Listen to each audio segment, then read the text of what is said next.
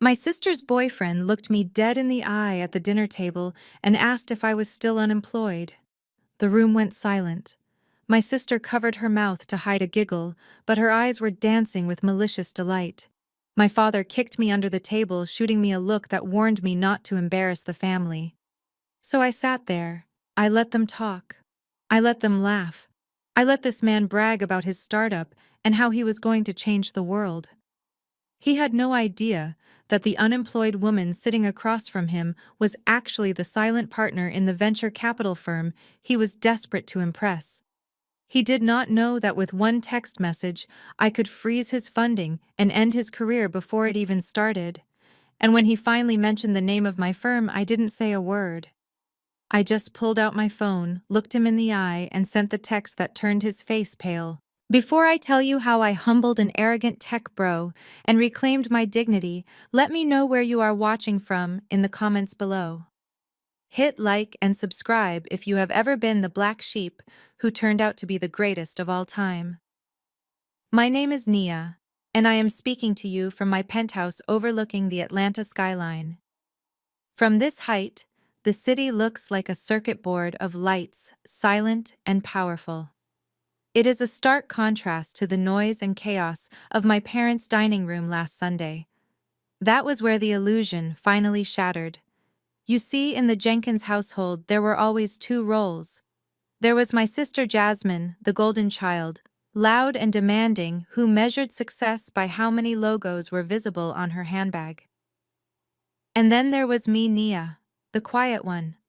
The one who quit a stable banking job 2 years ago to pursue something my parents called a pipe dream, and I called building an empire. To them, silence meant failure. They did not understand that real wealth moves in silence. The dinner was supposed to be a celebration of Brad's new app launch. Brad is Jasmine's boyfriend, a man who wears his confidence like a cheap cologne that enters the room before he does. He drove up in a rented Tesla, walked into my parents' modest home, and immediately began scanning the room to see who he could impress. My mother Joyce was fluttering around him, taking his coat as if it were made of spun gold. "Oh, Brad," she said, "we are so honored you could make time for us simple folks." It was embarrassing. It was the kind of deep-seated insecurity that made my stomach turn. They looked at his white skin and his tech buzzwords and saw a savior. They looked at my simple silk blouse and my quiet demeanor and saw a charity case. We sat down to eat, and for the first 20 minutes the conversation was a monologue. Brad spoke about artificial intelligence, blockchain, and synergy. He used words that meant nothing to my parents, but they nodded along like bobbleheads desperate to be part of his world. Jasmine sat next to him, beaming occasionally, touching his arm to remind everyone that she was the chosen one. She looked at me across the table, her eyes scanning my outfit. I could hear her thoughts. She saw no jewelry, no designer logos, just a plain black top. She did not know the silk was vintage Armani, and the watch hidden under my sleeve was a Patek Philippe worth more than Brad's car. Then came the moment that shifted the atmosphere. Brad stopped mid-sentence, pointed his fork at me, and delivered the line that started the war. "So, Nia," he said, his voice dripping with condescending pity, "Jasmine tells me you are still finding yourself. You are still unemployed, right?" The clatter of silverware stopped. My mother froze. Jasmine let out a short, sharp laugh like a bark, and then covered her mouth. It wasn't just a question. It was a public execution of my character. I felt the heat rise in my cheeks, not from shame, but from a cold, simmering rage. I looked at my father, Otis, hoping for defense, hoping he would say that his daughter was intelligent, capable, and worthy of respect regardless of her job title. Instead, he cleared his throat, looked down at his plate, and muttered, "Nia, don't make a face. Brad is just trying to help. Listen to him. He is a CEO." That was the trigger. That was the moment the daughter they thought they knew disappeared, and the woman I actually am decided to step into the light. I took a slow sip of my wine, savoring the irony. A CEO. I looked at Brad, really looked at him, and saw the sweat on his upper lip. I saw the way his leg was bouncing nervously under the table. I saw the desperation of a man whose company was burning cash faster than he could print it. He thought he was sitting with a failure. He had no idea he was insulting the only person in the room who could save him. To understand the depth of my family's delusion, you have to understand the entrance Brad made that evening. An hour before the dinner that would seal his fate, a white Tesla Model S slid into the driveway. My father Otis watched from the living room window, parting the curtains with trembling hands, as if he were witnessing the arrival of a diplomat. He turned to my mother and whispered that this was what success looked like. I didn't have the heart to tell him that I saw the Hertz rental barcode sticker on the rear bumper as the car turned in. I knew for a fact that Brad's credit score wouldn't allow him to lease a bicycle, let alone a luxury electric vehicle. But in my parents' eyes, the car was a chariot, and Brad was Caesar, coming to inspect the provinces. He stepped out of the car wearing the standard uniform of the Silicon Valley pretender. A fleece vest over a button-down shirt, dark jeans, and all-birds sneakers. He adjusted his glasses, looked at our modest two-story brick house, and gave a nod that felt less like appreciation and more like an appraisal of low-income housing. My mother, Joyce, didn't wait for him to knock. She flung the front door open before he was even halfway up the walk. Her apron was gone, replaced by her Sunday best, and she had forced a smile so wide it looked painful. "Welcome home, son," she called out. The word son stung. I had been paying their mortgage anonymously for 3 years through a shell company, yet I was treated like a tenant. Brad, a man they had met 5 times, was family. Brad walked in bringing a gust of cool air and expensive, overpowering cologne with him. He didn't hug my mother. He offered her a firm, two-handed handshake, the kind a politician gives to a constituent. "Joyce, you look fantastic," he said, his voice loud and performative. "And the house, it has such a cozy lived-in charm. It really speaks to the resilience of this neighborhood." My mother beamed, missing the backhanded nature of the compliment entirely. She ushered him into the kitchen, where the air was thick with the savory scent of roasted chicken, collard greens, and cornbread. These were recipes passed down from my great-grandmother, dishes that represented survival and love. Brad stopped in the doorway and took a deep, exaggerated inhale through his nose. "Wow," he said, turning to my father. "That is quite an aroma. It is so authentic. I love getting a taste of real urban ethnic cuisine. It makes me feel so connected to the grassroots." I stood by the refrigerator, gripping my water glass tight enough to leave fingerprints. He was talking about our family dinner as if it were a safari exhibit. He categorized our heritage as a novelty to be consumed. I waited for my father, a man who had worked 40 years at the post office and marched for civil rights, to correct him. I waited for him to say that this was just dinner, not a cultural field trip. Instead, Otis clapped Brad on the shoulder and laughed. "Only the best for our CEO, right? Joyce spent all day making sure it was up to your standards. We know you are used to that fancy food in the city, but we wanted to give you something real." Brad smiled, that tight, benevolent smile of a colonizer accepting a gift from the natives. "I appreciate it, Otis," he said. "It is good for me to step out of my bubble and see how the other half lives. It keeps me humble." That was the dynamic. They worshipped him for descending from his imaginary throne to eat our food, and he basked in their adoration, convinced he was doing us a favor just by existing in our space. He sat at the head of the table without being asked, displacing my father, who happily took a seat to the side. As Brad spread his napkin over his lap, he looked at me for the first time since entering. "Hey, Nia," he said, not bothering to stand up. "I didn't see you there in the corner. You are blending in with the shadows today." I just smiled and took a sip of my water. I wasn't blending in. I was observing, and I was already calculating the cost of his destruction. If Brad was the king of this delusional little kingdom, my sister Jasmine was the court jester, desperate to be mistaken for a queen. As soon as he stepped fully into the living room, she was on him. She wrapped her arm through his with a possessiveness that screamed insecurity, leaning her head on his shoulder, as if she could not physically support her own weight without his validation. She was wearing a dress that was too tight, too bright, and covered in logos that were just slightly off-center. It was the uniform of someone who thinks wealth screams, when in reality it whispers.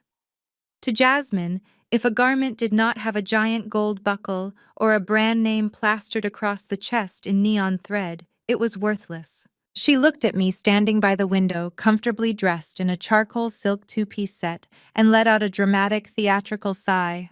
"Oh, Nia," she said, her voice dripping with that sickeningly sweet tone she used when she wanted to insult me in front of an audience. "Did you forget we were having company? You are still in your pajamas." I fought the urge to roll my eyes. The set I was wearing was from a boutique in Milan, made of 100% mulberry silk, and cost more than her entire wardrobe combined. It was the definition of quiet luxury, a concept Jasmine would never understand, because she was too busy being loud. "It is loungewear, Jasmine," I said calmly. "It is comfortable." She laughed a sharp artificial sound and looked up at Brad for approval. "Comfortable is code for gave up, isn't it, Brad? See, this is why you are still single, Nia. Men like a woman who puts in effort, a woman who looks like a prize, not someone who just rolled out of bed to check the mail." She lifted her wrist, flashing a bracelet that sparkled aggressively under the living room lights. It looked like glass and cubic zirconia, but she held it up like it was the Hope Diamond. "Brad bought me this yesterday," she announced to the room, though her eyes were locked on mine. "We were at the mall and he just insisted. He said, 'Baby, nothing is too good for you.' That is what it is like when a man values you, Nia. He wants to decorate you." My mother nodded from the kitchen doorway, wiping her hands on a dish towel. "Listen to your sister Nia. She knows what is in style. She is trying to help you modernize. You look so drab in that gray thing." Jasmine walked over to me, the cheap heels of her shoes clicking loudly against the hardwood floor. She reached out and fingered the fabric of my blouse with disdain, unaware she was touching silk that required dry cleaning by specialists only. "You know I could take you shopping," she offered, her voice full of mock charity. "Brad gave me a supplementary card for emergencies. I could help you find something that doesn't look so depressingly practical. Maybe then you could attract a man with actual potential, instead of scaring them away with this whole tired librarian vibe. You need to dress for the job you want, Nia. And right now, you are dressing like you want to be invisible." I gently removed her hand from my sleeve, dusting off the spot where she had touched me, as if she had left a smudge of dirt. I didn't tell her that the job I wanted was the one I already had. I didn't tell her that the only reason Brad had a supplementary card to give her was because the bank hadn't processed his overdraft fees yet. I just smiled a small, tight smile. "Thank you for the advice, Jasmine," I said. "I will keep that in mind." She smirked, satisfied that she had put me in my place, and trotted back to Brad's side, ready to be his accessory for dinner. The transition to the dining table was a study in hierarchy. Brad took the seat at the head of the table, the spot my father had occupied for 30 years. Otis didn't even blink. He simply shuffled to the chair on the left, happy to cede his authority to the man he believed was the future of our family. As the roast chicken was carved and served, the silence was heavy, broken only by the sound of silverware scraping against porcelain. I focused on my meal, hoping to get through this dinner with my dignity intact. But Brad had other plans. He wasn't content with just occupying our space. He needed to dominate the conversation. He wiped his mouth with a napkin, took a sip of wine that was far too expensive for his budget, and turned his gaze directly onto me. The air in the room shifted. It was an ambush. "So, Nia," he began, his voice booming with the confidence of a man who loves the sound of his own thoughts. "Let's pivot to something important. Your trajectory. Jasmine mentioned you have been out of the corporate game for 2 years now? In the tech world, that is a lifetime. That is practically an era. You are becoming obsolete data in a high-speed processor." I placed my fork down gently. "I am taking some time to evaluate my options," I said, keeping my voice neutral. Brad chuckled, shaking his head, as if I were a naive child trying to explain quantum physics. "Evaluate options. That is a very quaint way to put it. But let's be real. The market doesn't wait for evaluations. At Vision Flow, we are moving at the speed of thought. We are integrating blockchain protocols with generative AI to create a synergistic paradigm shift in the consumer ecosystem. My parents nodded vigorously. They had no idea what a blockchain was. They probably thought it was a type of jewelry. But because Brad said it with conviction, they treated it like gospel. Exactly, my mother chimed in. Brad is on the cutting edge, Nia. He understands how the world works. You could learn so much from him if you just put your pride aside. Brad leaned forward, resting his elbows on the table, invading my personal space. Look, I am a generous guy. I believe in lifting up the community. I hate to see potential wasted, even if that potential is dormant. I was thinking Vision Flow is scaling up rapidly. We have a lot of moving parts. We need someone to handle the logistics. He paused for dramatic effect, waiting for me to ask what the position was. I remained silent, staring at him. I could bring you on, he continued, undeterred by my lack of enthusiasm. It wouldn't be a strategic role, obviously. You lack the bandwidth for that. But we need a director of first impressions. Basically, someone to manage the front desk, organize the coffee orders for the developers, make sure the break room is stocked with kombucha. It is a vital part of the culture. My father's face lit up. That sounds wonderful, Brad. Nia, did you hear that? A job at a tech company. It is an internship technically, Brad corrected quickly. Unpaid for the first 6 months, of course. We pour all our capital back into the R&D. But the exposure you would get. Being in the same room as visionaries, you can't put a price tag on that. It would clean up that gap in your resume nicely. It stops you from looking like a liability. I looked at this man who was offering me a job fetching coffee at a company that my analysts had flagged as a high-risk investment 3 days ago. I knew his burn rate. I knew his user retention numbers were inflated. And here he was offering me exposure, as if it were a currency I could spend. I appreciate the offer, Brad.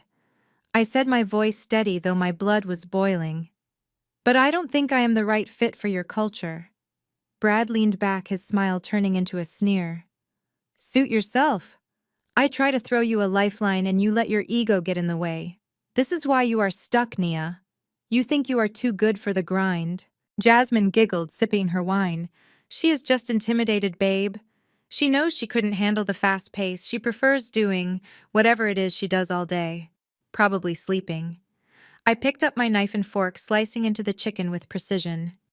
I didn't tell him that the grind he worshipped was something I had mastered and transcended years ago. I didn't tell him that exposure doesn't pay bills, but equity does. I simply ate, letting him believe he had won the round. Because the higher he climbed in his own mind, the further he would fall when I finally pulled the rug out from under him. I opened my mouth to decline the offer to tell Brad that I did not need his charity or his pity. I wanted to tell him that my hourly consultation rate was higher than what he paid his lead developers. But the words never made it past my lips. The sound of my father's palm slamming against the mahogany table cracked like a whip, silencing the room instantly. It was a sound that reverted me to a frightened child, freezing me in place. Otis was glaring at me, his eyes burning with a mixture of embarrassment and rage that I had not seen directed at me in years. The vein in his forehead was throbbing. Stop it right there, Nia, he barked, his voice shaking with anger. I will not sit here and watch you disrespect a guest in my home.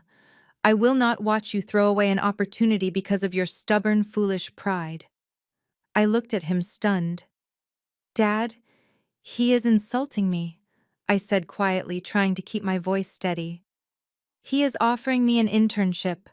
I have a master's degree in finance. He is offering you a job, Otis shouted, cutting me off. Do you know how many people would kill to work for a CEO in this economy? You have been out of work for 2 years. 2 years, Nia. We have watched you drift doing nothing, while your sister builds a life. And now when a successful man reaches down to pull you up, you think you are too good to grab his hand. You think you are too good to answer a phone. My mother.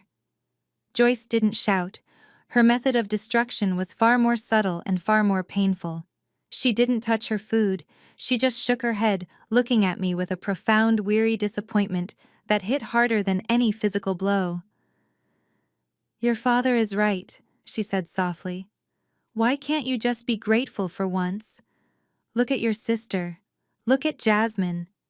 We all looked at Jasmine. She preened under the attention, straightening her posture and giving Brad a sympathetic look as if to say, "I am sorry about her." "She is 3 years younger than you, Nia," my mother continued. "But she has vision. She understands how the world works. She knows how to stand by a successful man. She knows how to be part of a team. You have always been so difficult, so solitary. You walk around with your nose in the air, but what do you have to show for it?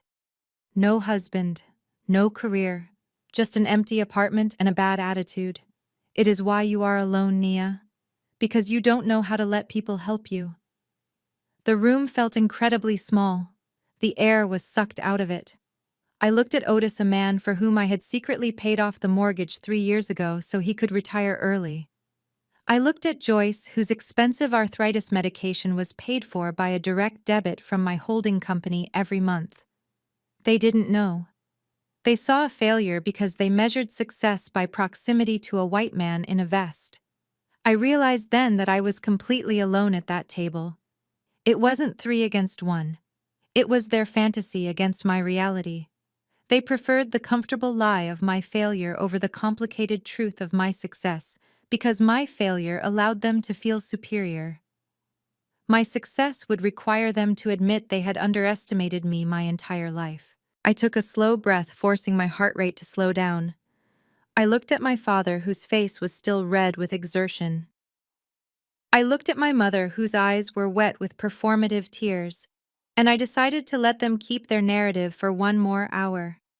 "I understand," I said, my voice void of any emotion. "I apologize. I didn't mean to be ungrateful."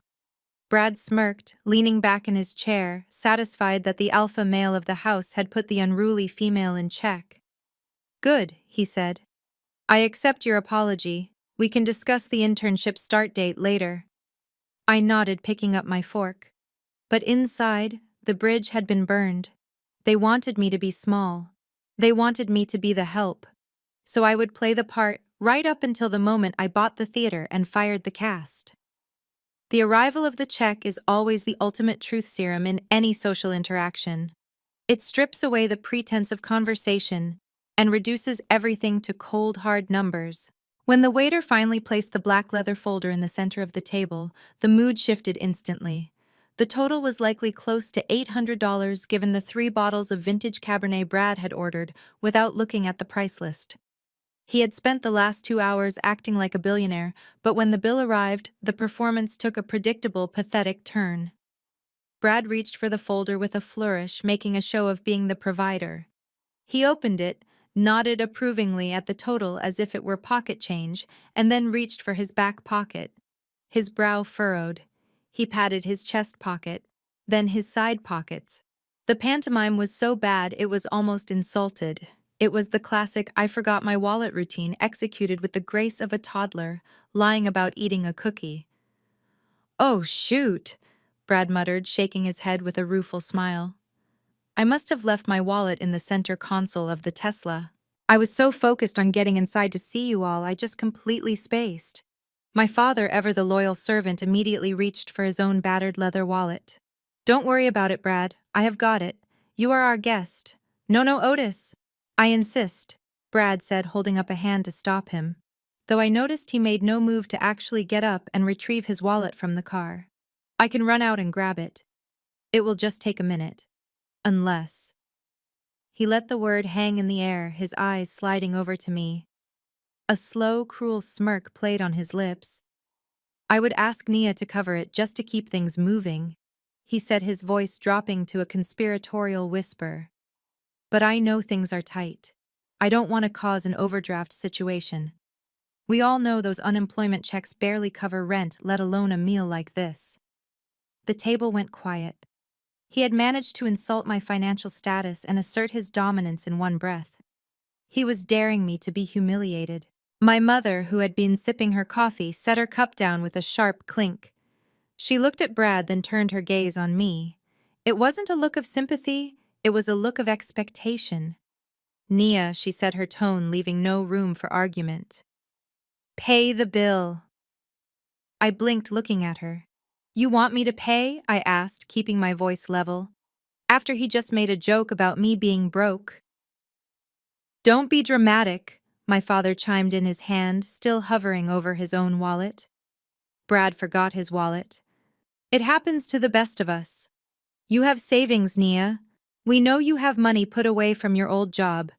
Use it. Consider it a gift.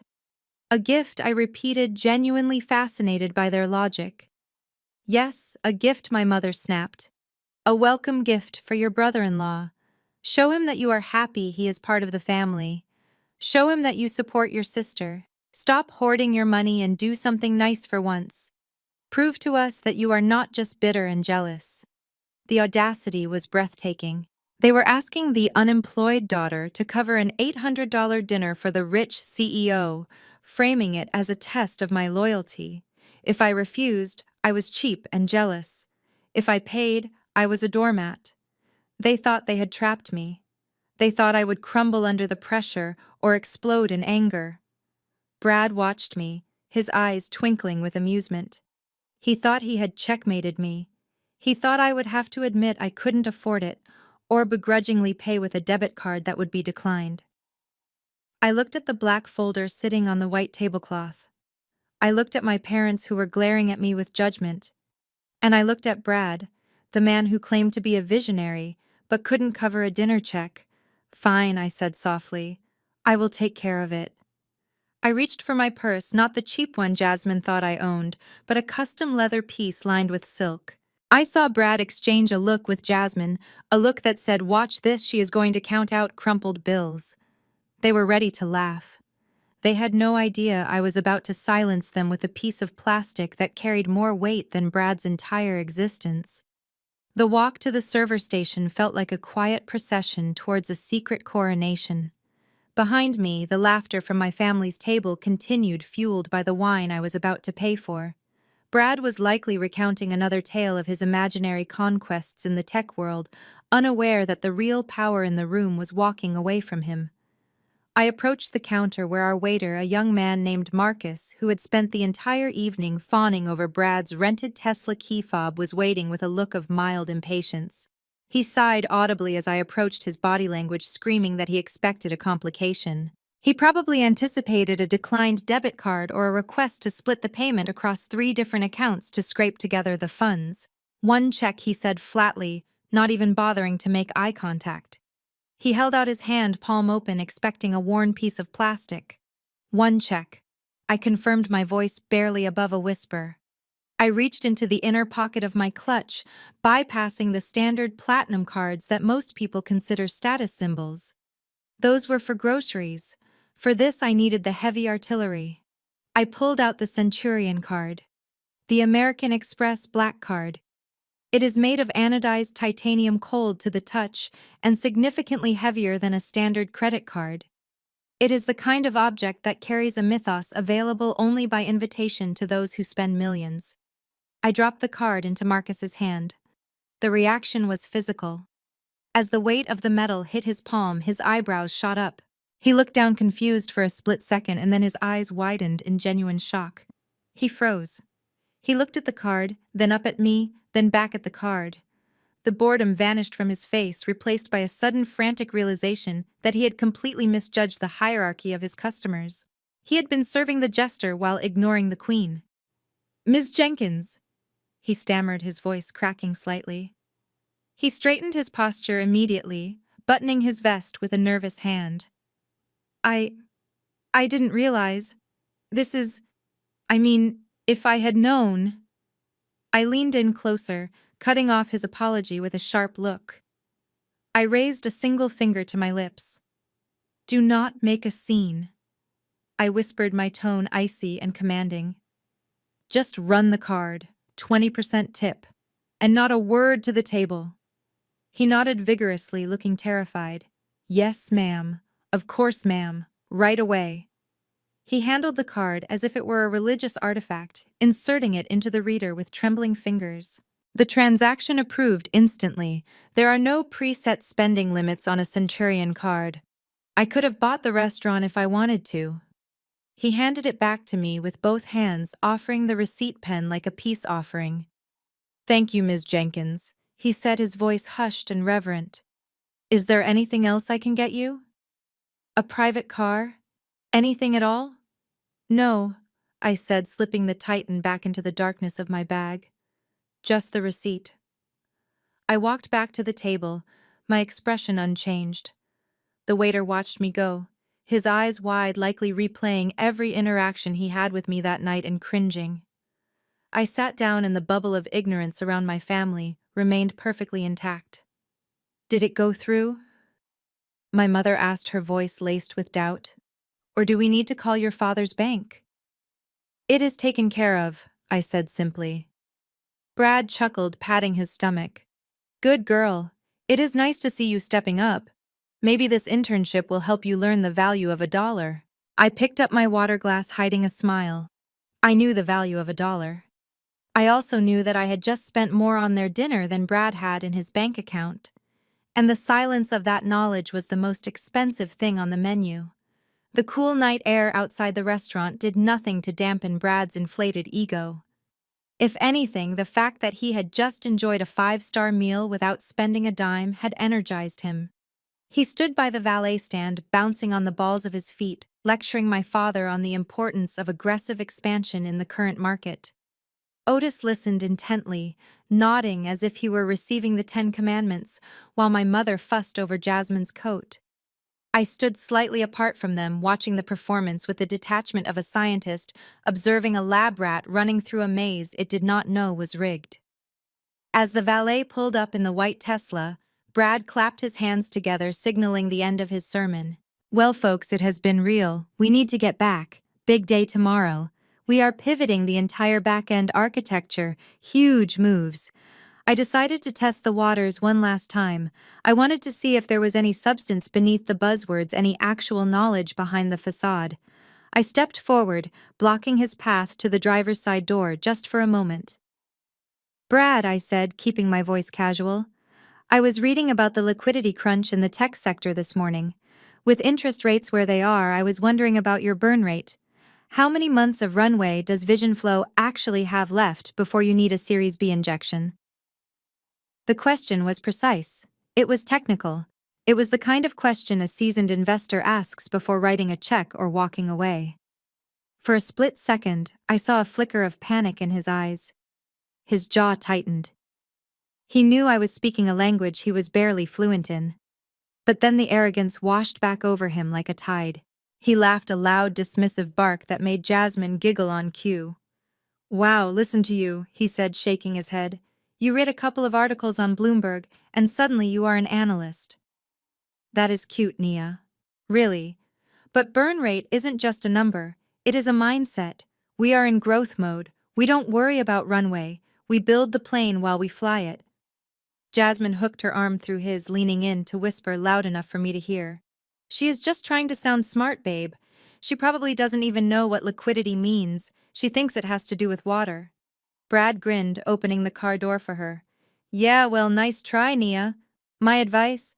Don't worry about my runway. Worry about your own. You have been unemployed for 2 years. That is a lot of runway you have burned through doing absolutely nothing. Focus on that receptionist gig. I will put in a good word for you, but you have to promise not to use big words you don't understand. It scares the clients." My parents laughed along with him, a nervous, eager sound. "Good night, Nia," my mother said, kissing my cheek quickly. "Listen to Brad. He knows what he is talking about. Drive safe, you two." I watched them pile into the car. The Tesla hummed to life and pulled away, their laughter fading into the traffic of the city. My parents got into their modest sedan a moment later, waving at me to get to my own car, assuming I was parked around the corner in some beat-up compact. I stood there on the curb until both cars were out of sight, letting the silence settle around me. Only then did I lift my hand and make a small, subtle gesture.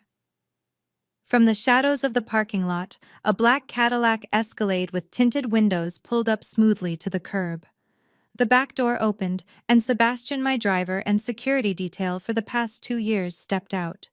He was a mountain of a man, in an impeccable suit, the kind of professional who knew everything, but said nothing. "Good evening, Ms. Jenkins," he said, holding the door open. "Home." I looked at the empty street where my family had just vanished, leaving me behind without a second thought. "No, Sebastian," I said, sliding into the leather interior that smelled of success and solitude. "Take me to the office. I need to review the Aurora Capital files. I have a meeting on Monday that I need to prepare for." As the heavy door clicked shut, sealing me off from the noise of the street, I pulled up the Vision Flow dossier on my tablet. Brad told me to worry about my runway. He had no idea I was about to become the air traffic controller who grounded his entire fleet. 3 hours later, the contrast between the parking lot and my reality could not have been starker. I sat in my home office surrounded by the glow of three 40-inch monitors. The Atlanta skyline twinkled silently behind me through the floor-to-ceiling glass, but my focus was entirely on the faces on the center screen. It was 9 p.m. locally, but it was morning in Singapore, and the negotiation for the Series A funding of a fintech startup was reaching its critical point. I wasn't the silent girl at the dinner table anymore. Here I was, the managing partner of Aurora Capital. "Mr. Tan," I said, my voice projecting an authority that would have shocked my father. "Your valuation is based on projected growth in the Malaysian market, but your regulatory approval is still pending.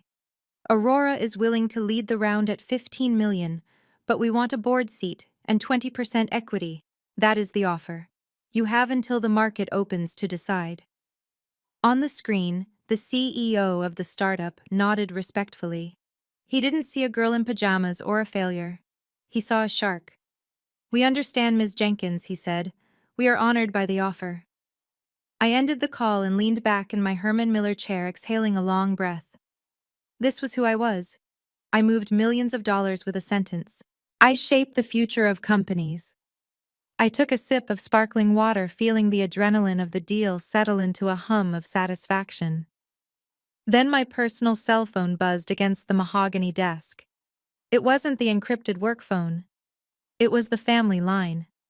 The screen lit up with the word "Mom." The ringtone felt like an intrusion, a jarring reminder of the other life I was living. I picked it up. "Hello, Mom." Nia. Her voice came through sharp and demanding, stripped of the sweetness she used for Brad. "I need you over here first thing tomorrow morning. By 8 o'clock. I glanced at my calendar on the left screen. I had a portfolio review at 9. "I have plans in the morning, Mom," I said, careful not to say work. "Plans," she scoffed. "Plans to do what? Sleep in, watch TV. Listen, Jasmine is having her engagement party here on Saturday. The house is a mess. I need the baseboard scrubbed, the silver polished, and the guest bathroom deep cleaned.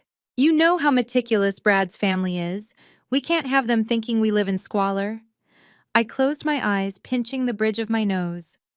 "Mom, why don't you hire a cleaning service? I can send you the money." "Oh, stop it," she snapped. "Why would I pay a stranger when I have a daughter who sits at home all day? Besides, it is the least you can do. Jasmine is so stressed with the planning. She is working so hard. You need to contribute to this family, Nia. You can't just take and take." The irony was so thick, it nearly choked me. I had just negotiated a $15 million deal, and my mother was ordering me to scrub baseboards because she thought I was a leech.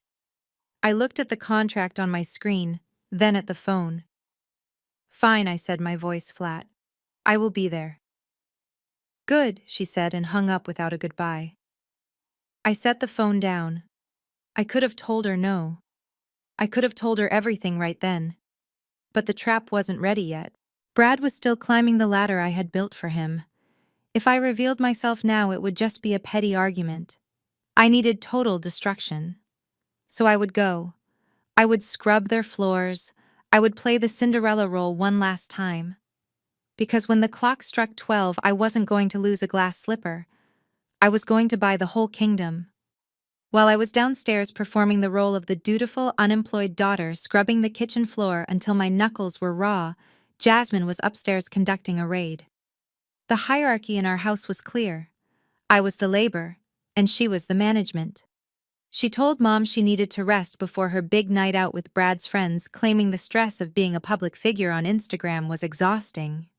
So while I inhaled the fumes of industrial cleaner, she drifted into my old bedroom, the guest room where I had left my things earlier that morning. I had arrived straight from a red-eye flight from New York the day before and hadn't fully unpacked my weekender bag. Tucked inside beneath a layer of gym clothes was my holy grail, a black Hermes Birkin 30 with gold hardware. It was an investment piece, an asset that appreciated in value faster than the stock market. I treated that bag with more respect than my parents treated me. I kept it in its dust bag stuffed with acid-free tissue paper to maintain its shape. To Jasmine, however, it was just an object to be consumed. I can reconstruct the scene perfectly, because I know my sister better than she knows herself. She would have rifled through my bag looking for cash or perhaps a receipt she could mock. When her hand brushed against the textured leather of the Birkin, she didn't recognize the grain of supreme quality. She pulled it out, holding it up to the light. I imagined she looked for a logo. She looked for the loud, tacky branding that defined her wardrobe. Finding none, she likely curled her lip in disgust. To a woman who worships labels, quiet luxury looks like poverty. She assumed it was a knockoff. She assumed I had bought it from a street vendor to pretend I was someone I wasn't. God, Nia, even your fake bags are boring, she probably whispered to the empty room. No logo. Who buys a bag with no logo? But Jasmine had a problem. She had a new dress for the club that night, a neon monstrosity that required a simple black accessory to ground it. Her own closet was full of bags that were falling apart, the cheap stitching fraying after 2 uses. She looked at my Birkin. In her mind, it was worthless, a throwaway item made of vegan leather, which is just a polite word for plastic. She didn't see the hand stitching. She didn't see the stamp of the artisan. She just saw a prop. She made the executive decision to liberate the bag from my possession. She dumped my contents out onto the bed, my iPad, my noise-canceling headphones, my portfolio, carelessly tossing them aside. She shoved her own items inside a cracked iPhone, a tube of sticky lip gloss, and a fake ID. She swung the $30,000 bag over her shoulder, checking her reflection in my dusty mirror. She probably thought she was doing the bag a favor by taking it out of its misery. She walked out of the room, banging the bag against the doorframe as she exited, scratching the hardware against the wood. Downstairs, I heard her heels clicking towards the door. "Bye, Mom." "Bye, Nia," she shouted, not even bothering to look into the kitchen where I was sweating. "Don't wait up. We are going to the VIP section tonight." I didn't look up from the bucket of soapy water. I didn't know yet that my sister had just walked out of the house carrying the equivalent of a down payment on a house on her shoulder, treating it like a $5 tote bag from a discount bin. The next morning, the difference in our lifestyles was painfully obvious. I had been up since 5 taking a conference call with London and reviewing market trends while drinking matcha. Jasmine, on the other hand, dragged herself into the kitchen at 11, wearing sunglasses indoors to hide the evidence of a night spent chasing status in dark rooms. She looked disheveled, smelling of stale perfume and regret. In her hand, swinging carelessly by its handle, was my bag. She didn't hand it to me. She dropped it onto the granite island where I was cutting fruit. The sound it made was heavy, a dull thud that made my stomach turn. "Here," she mumbled, reaching for a bottle of water. "Thanks for the loan. It is actually kind of small. I couldn't even fit my flats in there. Next time, buy something with more utility." I looked at the bag. My heart stopped. Across the front of the pristine black Togo leather was a jagged purple stain. It looked like red wine that had been allowed to sit and soak into the grain for hours. Worse, there was a deep white scratch running diagonally across the gold clasp, as if it had been dragged against a rough brick wall. I set my knife down slowly. "Jasmine," I said, my voice dangerously quiet. "What is this?" "What is what?" she asked, unscrewing the water cap and taking a long gulp. The stain, I said, pointing at the ruined leather. And the scratch. You destroyed the bag. She lowered her sunglasses, squinting at the damage as if it were a speck of dust. Oh, that relaxed Nia. It was crowded in the VIP section. Some guy spilled his Merlot. I wiped most of it off with a cocktail napkin. It is barely noticeable. Barely noticeable. I picked up the bag, feeling the texture of the ruined leather. The oils from the wine had already compromised the finish. This is permanent damage, Jasmine. You can't just wipe this off. She laughed, a harsh, dismissive sound. Oh my God, you are so dramatic. It is just a bag, Nia, and it is not even a real one. Stop acting like I just defaced the Mona Lisa. It is a knockoff. What did you pay for it? $50 at a flea market. I stared at her. She genuinely believed that. She was so blinded by her own ignorance that she couldn't tell the difference between a $30,000 investment piece and cheap plastic. It is not a knockoff, I said, my voice tight. Yeah, okay, she sneered, leaning against the counter. Look, if you are going to cry about it, I will replace it. I am going to Walmart later to pick up some streamers for the party. I will grab you a tote bag. They have some cute ones with floral prints. It will probably be an upgrade from that boring black thing anyway. She patted my shoulder condescendingly. Consider it an early birthday present. You need to lighten up, Naya. Material things aren't everything. She walked out of the kitchen, leaving me standing there with the ruined masterpiece in my hands. I looked at the scratch on the gold hardware. I could have demanded she pay me $30,000 right then. I could have shown her the receipt and watched her face crumble. But I didn't. I realized that the price of this bag was the price of my freedom. She had just given me the final reason I needed to sever ties completely. I gently placed the bag back in its dust cover. I would add the cost to the final invoice I was mentally preparing, and the interest rate was going to be astronomical. 2 hours after Jasmine left with my ruined bag, my phone rang again. I was sitting at my desk, deep in the forensic audit of Vision Flow's financials. The numbers on my screen were painting a grim picture of a company that was bleeding cash from self-inflicted wounds. There were exorbitant charges for client dinners that looked suspiciously like personal dates and travel expenses for conferences that didn't exist. I was just highlighting a line item for a luxury car rental when Brad's name flashed on my personal phone screen. I debated letting it go to voicemail, but my curiosity got the better of me. I wanted to hear the voice of the man whose financial ruin I was currently mapping out. I answered on speakerphone, keeping my eyes glued to the spreadsheet of his incompetence. Hello, Brad, I said, keeping my voice neutral. He didn't bother with a greeting. Nia, I need a favor, and honestly, it is more of an opportunity for you than a favor to me. I am in a bit of a jam. I waited. My office manager called out sick. He lied. I knew for a fact he didn't have an office manager because I was looking at his payroll, which consisted of 3 underpaid developers and himself. The cleaning crew also flaked. It is hard to find good help these days. Anyway, I have a massive meeting coming up. High-level investors. The place is a disaster. I need you to come down here and organize the filing cabinets. Maybe wipe down the conference table and grab some coffee for the break room. I sat back in my chair, stunned by the sheer volume of his audacity. He was asking me, a woman who managed an 8-figure portfolio, to come and be his janitor. You want me to come clean your office? I asked, just to hear him say it. I want you to provide logistical support, he corrected, using a buzzword to dress up manual labor. Look, I know you are just sitting at home. Mom told me you are still watching cartoons or whatever it is you do. This is a chance for you to see how a real startup operates from the ground floor.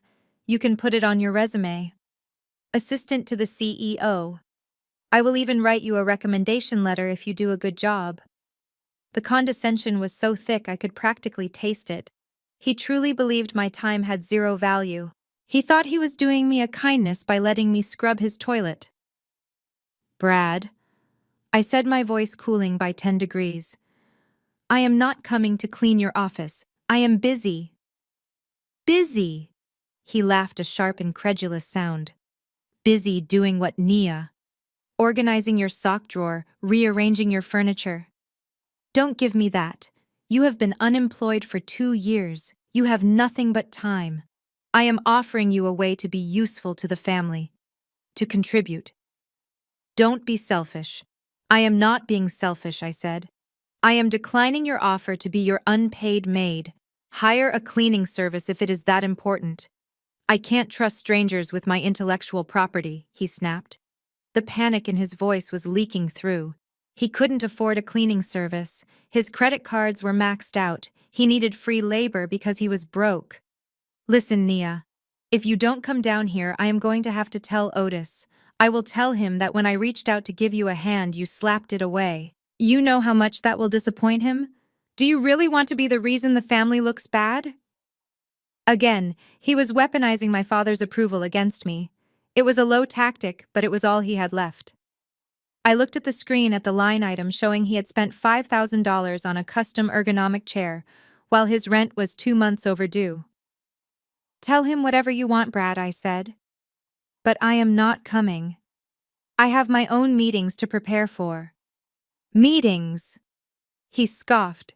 What with your therapist, fine. Stay in your hole, but when I close this deal and take the family to Paris, don't expect a ticket.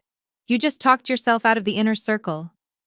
He hung up, slamming the phone down hard enough that I heard the crackle on the other end.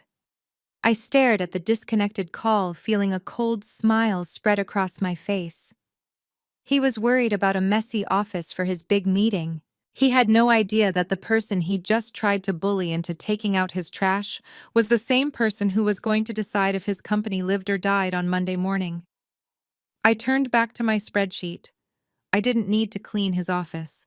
I was about to clean him out.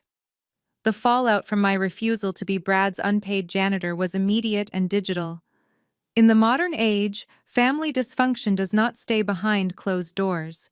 It is broadcast in high definition for the world to judge. I was sitting on my terrace reviewing the quarterly earnings of a biotech firm I held stock in when my personal phone began to buzz incessantly. It was not a call. It was a flood of notifications from the Jenkins Family Connect group chat, a digital space usually reserved for birthday wishes and prayer requests. Today, however, it was a public square for my execution. I opened the app and saw the catalyst. Jasmine had taken to social media. She had posted a selfie on Instagram, cross-posted to Facebook, where all our older relatives lurked. In the photo, she looked staged to perfection, messy bun glasses she didn't need sitting amidst a pile of papers in what was clearly the corner of Brad's disorganized office. The caption was a masterpiece of passive-aggressive manipulation. It read, "So exhausted from building an empire from scratch. It is hard work, but someone has to do it. It just breaks my heart when you reach out a hand to family members who are struggling, offering them a chance to work and get back on their feet, only to be told that hard work is beneath them. I guess some people are content letting their parents foot the bill forever, praying for my sister to find her purpose. Hashtag boss babe, hashtag family first, hashtag enabler no more." The comments section was a Shark Tank. My cousin Tamika wrote SMH. "Some people just want a handout, Jazz. You are doing your best." My Aunt Sheila added, "A slothful hand makes for a poor life." Proverbs 10:4. We are praying for her spirit to be convicted. They were talking about me as if I were a drug addict or a criminal, simply because I refused to organize filing cabinets for a man who rented a Tesla to impress them. I watched the comments roll in, each one a brick in the wall they were building between us. I took screenshots of everything, not to dwell on the pain but to document the betrayal. Then the phone rang. The caller ID displayed Aunt Denise. Denise was the matriarch of judgment, a woman who had not worked a day since 1995 but had strong opinions on everyone else's career. I answered, expecting a lecture. "I got an ambush. Nia, she didn't even say hello. I just got off the phone with your mother. Is it true? Did you really refuse to help that nice young man, Brad? After everything he has done for this family?" I kept my voice calm. "He wanted me to clean his office, Aunt Denise. I declined." You declined," she repeated, her voice rising an octave. "Who do you think you are to decline work?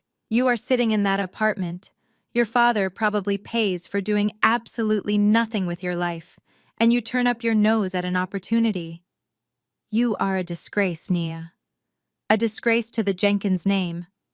Your grandfather worked 2 jobs with a bad back, so we could have opportunities, and here you are, acting like a princess while your sister carries the weight of the world. I listened to her breathing heavily on the other end. She had no idea that the apartment my father pays for was a penthouse I bought with cash. She had no idea that the weight Jasmine was carrying was a counterfeit handbag I paid for. You are embarrassing us, Denise continued. The whole church is whispering about Otis's unemployed daughter. Fix this, Nia. Go down there, apologize to Brad, and scrub those floors if he asks you to. Or don't bother showing up to the reunion next month. We don't need that negative energy. She hung up before I could respond. I lowered the phone, looking at the black screen. They called me a disgrace. They called me lazy. They wanted me to scrub floors to earn my place in the family. I placed the phone gently on the glass table. I wasn't going to scrub floors, but I was definitely going to clean house. And when I was done, there wouldn't be a speck of their disrespect left. The digital harassment from my family continued well into the afternoon, but I had silenced my phone and retreated to the one place where emotions held no currency. My private office was located in a nondescript building downtown, a sanctuary of glass and steel, where I orchestrated my real life. Waiting for me there was David, my head of due diligence and arguably the most dangerous man on my payroll. He didn't carry a gun, he carried information, and what he had waiting for me on his tablet was lethal. I sat down at my desk, the leather cool against my skin, and David didn't waste time with pleasantries. He slid the black folder across the polished mahogany surface.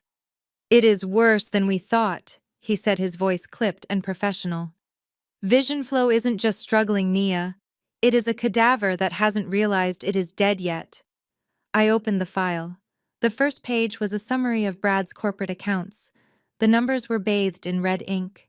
"He has 0 recurring revenue," David explained as I scanned the documents. "The client list he boasts about on LinkedIn. It is fabricated. Most of those companies have never heard of him. He lists partnerships with Microsoft and Google, but those are just standard free developer accounts available to anyone with an email address." I turned the page. The payroll records were even more damning. "He hasn't paid his 3 developers since April," David continued. "He keeps promising them equity in lieu of salary, claiming a massive funding round is imminent. 2 of them have already filed complaints with the labor board. But the real ticking time bomb is the tax situation. Brad has been withholding payroll taxes from their checks, but not remitting them to the IRS. He is using that money to lease the Tesla and pay for those dinners he treats your parents to. That is federal fraud, Nia. If the IRS looks at him sideways, he is going to prison." I looked at the bank statements. The company headquarters he bragged about was a WeWork co-working space, and his membership had been suspended last week for non-payment. He was currently running this global empire from a coffee shop with free Wi-Fi. "But here's the kicker," David said, tapping the final document in the stack. "He is desperate. He knows the walls are closing in. He has been shotgunning applications to every venture capital firm in the city for a lifeline." I looked down at the paper. It was a funding application. The cover letter was filled with the same buzzwords he had vomited at the dinner table. Synergy, paradigm shift, disruption.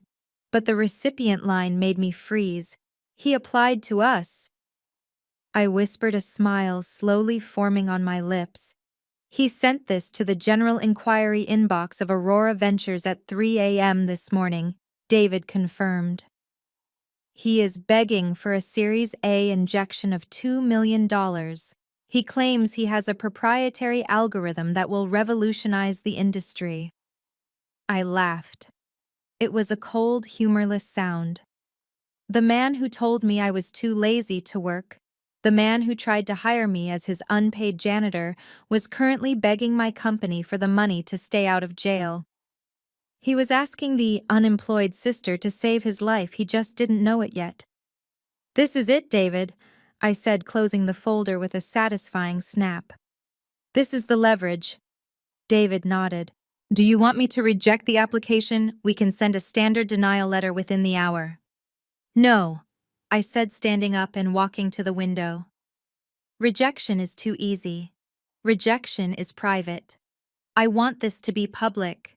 I want him to believe he has won.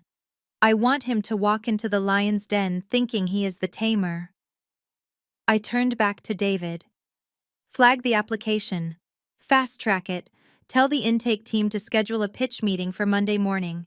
Tell him the managing partner is personally interested in his vision. David smiled. He knew exactly what I was doing. Consider it done. I looked out at the city. Brad wanted a seat at the table. He wanted to play with the big boys. I was going to give him exactly what he wanted. I was going to invite him into my world, and then I was going to show him why you never ever underestimate the quiet one in the room.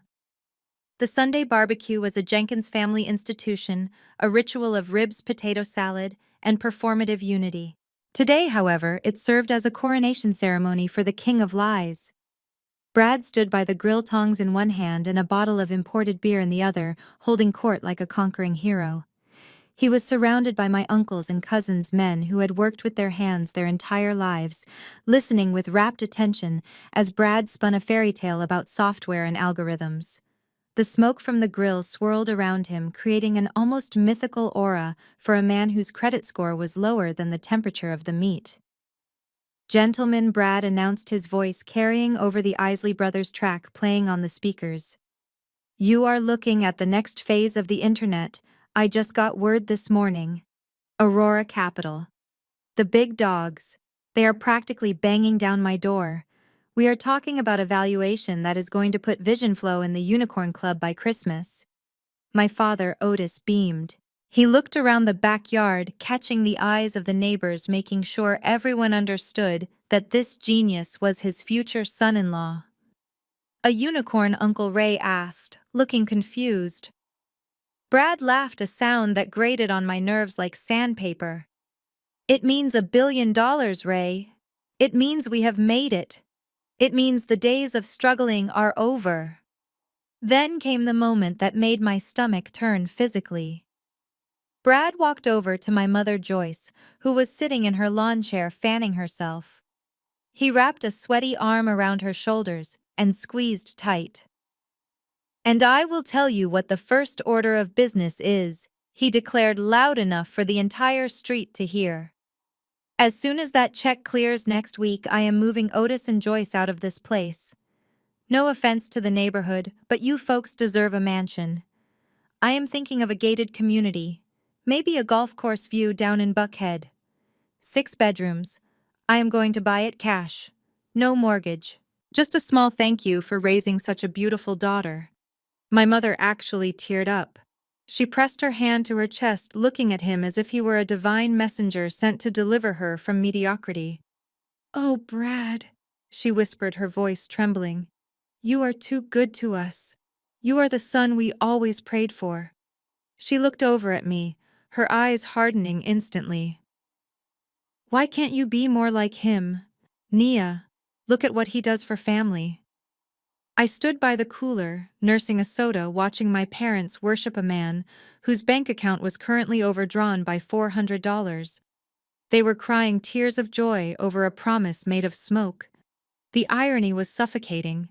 I had paid off their current mortgage 3 years ago anonymously through a trust so they wouldn't have to worry about retirement. I paid their medical bills. I paid for the new roof they thought was covered by insurance. They had never thanked me because they didn't know it was me. Now they were ready to canonize a man who was lying to their faces about a mansion he couldn't afford to rent, let alone buy. Brad caught my eye across the yard. He winked. It was a gloating, arrogant wink that said, I own them. He raised his beer in a mock toast to me. To the future Nia, he called out. Try to keep up. I raised my soda can in return, keeping my face perfectly impassive. I didn't say a word. I just thought about the calendar alert on my phone for Monday morning. The pitch meeting. He thought he was toasting to his future. I knew he was drinking to his funeral. Enjoy the ribs, Brad, I thought. It is the last good meal you are going to have for a very long time. As the sun began to dip below the tree line, casting long shadows across the backyard, the barbecue transitioned from a party into something that resembled a religious service. Brad was the deity, and my family was the congregation. He sat in my father's favorite lawn chair, feet propped up on the cooler holding court while my mother practically fed him grapes. She had cut him the largest slice of her famous red velvet cake, serving him before she even served herself or my father. Nia, my mother called out, not looking away from Brad. Bring a fresh roll of paper towels. Brad has a little barbecue sauce on his chin. I stood by the trash can holding a heavy black bag filled with the paper plates and bones of the feast they had enjoyed.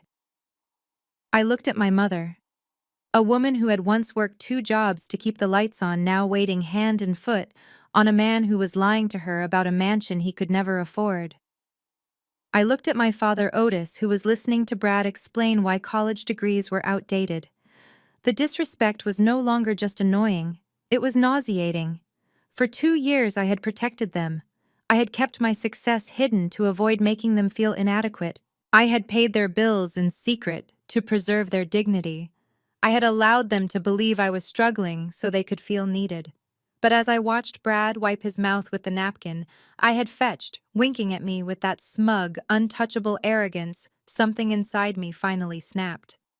Mercy had run its course. I realized that by protecting them from the truth, I was only enabling their delusion. They didn't want a daughter. They wanted a scapegoat. And they didn't want a son-in-law. They wanted a lottery ticket. Brad was selling them a dream that was going to turn into a nightmare the moment the eviction notices started showing up. If I didn't stop him now, he would drag them down with him when he crashed. I dropped the trash bag. It hit the ground with a heavy thud, but no one noticed. They were too busy laughing at another one of Brad's jokes. I pulled my phone from my pocket. The screen seemed to glow brighter in the twilight. I opened my encrypted messaging app and found the thread with David. My thumb hovered over the keyboard for a second, a final moment of hesitation. Once I sent this, there was no going back. The machinery of corporate destruction would be set in motion. I typed out the command that would end Brad's career. Schedule the meeting for Monday morning, 9 sharp. Grant him the full pitch slot. I want a front row seat. I hit send. I watched the checkmark turn blue. Somewhere across the city, David was already moving pieces on the board. Brad's phone buzzed in his pocket. He pulled it out, squinting at the screen. "No way," he shouted, jumping up and spilling his beer. They replied, "Aurora Capital wants to see me Monday morning. I told you I was going to make it happen." My parents cheered, clapping their hands. Jasmine squealed and hugged him. They were celebrating the email I had just authorized. They were celebrating the beginning of the end. I didn't say goodbye. I turned and walked toward the gate, leaving the noise of their celebration behind me. Let them have their night. Let them have their cake and their fantasies. Monday morning was coming, and when the sun rose, the shadow of the quiet sister was going to cover everything. While I was calmly orchestrating his downfall from the comfort of my penthouse, Brad was experiencing a violent meltdown in what he called his global headquarters. In reality, it was a windowless 10 by 10 sublet above a laundromat that smelled faintly of bleach and desperation. The sleek, glass-walled office he posted on Instagram was actually just a lobby he sneaked into for photos. This cramping room was the truth. Brad paced the stained carpet, his phone pressed so hard against his ear, his knuckles were white. He was arguing with a loan officer from a third-tier regional bank, the only institution that would still take his calls. "Come on, Steve," Brad shouted, his voice cracking. "I am not asking for a handout. It is a bridge loan. 50,000. Just to cover the float until the Series A closes next week. I have Aurora Capital lined up. Do you know who they are? They are going to write me a check with 6 zeros. I just need to keep the lights on until then." There was a pause as the voice on the other end delivered the verdict. Brad stopped pacing. His face went from flushed to gray. "Denied." "What do you mean denied due to delinquency? That payment was in the mail." Steve. He pulled the phone away from his ear and stared at the screen. The call had ended. With a primal scream of frustration, he hurled the device across the room. It slammed into the cheap drywall, leaving a dent before clattering to the floor. He swept his arm across his desk, sending a stack of unpaid invoices and empty energy drink cans flying. He kicked his rolling chair, sending it spinning into the filing cabinet. He was drowning, and the water was rising faster than he could bail. The door opened and Jasmine walked in, freezing in the doorway. She was holding a binder filled with wedding venue brochures, completely oblivious to the financial apocalypse happening in front of her. "Babe," she asked, her voice small. "I was thinking about the plaza for the reception. They have an opening in June, but we need to put down a deposit of $5,000 by tomorrow to hold the date." Brad turned on her like a cornered animal. The mask of the loving, successful fiancé slipped completely. "Shut up, Jasmine," he roared. "Just shut up about the wedding. Can't you see I am working? Can't you see I am trying to build a future here while you obsess over flowers and napkins?" Jasmine recoiled, clutching the binder to her chest. "I just thought, since we are going to be rich next week." "We are not rich yet," he screamed, running his hands through his hair. "I have to close the deal first. And to close the deal, I need to look the part. I need a new suit. I need to get the Tesla detailed. I need to print the prospectus on high-quality stock. I need cash, Jasmine. Right now. Not deposit money for a party. I need operating capital." He looked around the messy room, breathing hard. He was terrified. He knew that if he walked into Aurora Capital looking like a broke amateur, they would smell the fear on him. He needed to maintain the illusion of success for 48 more hours. If he could just fool them, he could pay off everything. But he was tapped out. His cards were frozen. Jasmine's cards were maxed out. He looked at Jasmine, his eyes narrowing. He didn't apologize for yelling. Instead, his mind started working, looking for one last source of liquidity. He remembered the dinner. He remembered me paying the bill. He remembered the lie my parents told him about my savings. "Put the binder away," he said, his voice dropping to a low, manipulative register. "We need money to secure the bag, Jasmine. And I think I know exactly which ATM we are going to use. Call your sister. Tell her we are coming over for dinner. And tell her to have her checkbook ready." That evening, the atmosphere in my parents' living room shifted from hostile to bizarrely hospitable. I was sitting on the sofa nursing a cup of tea and mentally reviewing the term sheet for the Vision Flow acquisition when the front door opened. Brad and Jasmine walked in, but the dark cloud that had followed them earlier was gone. In its place was a frantic, terrifying cheerfulness. Brad was carrying 3 large pizza boxes stacked high, the smell of pepperoni and cheap grease filling the entryway. Jasmine followed him, holding a 6-pack of craft beer and a bottle of wine. They looked like they were arriving for a Super Bowl party, not a casual Tuesday dinner. "Hey, family," Brad announced, flashing a smile that didn't quite reach his eyes. His pupils were dilated, and there was a sheen of sweat on his forehead despite the air conditioning. "We decided to treat you guys tonight.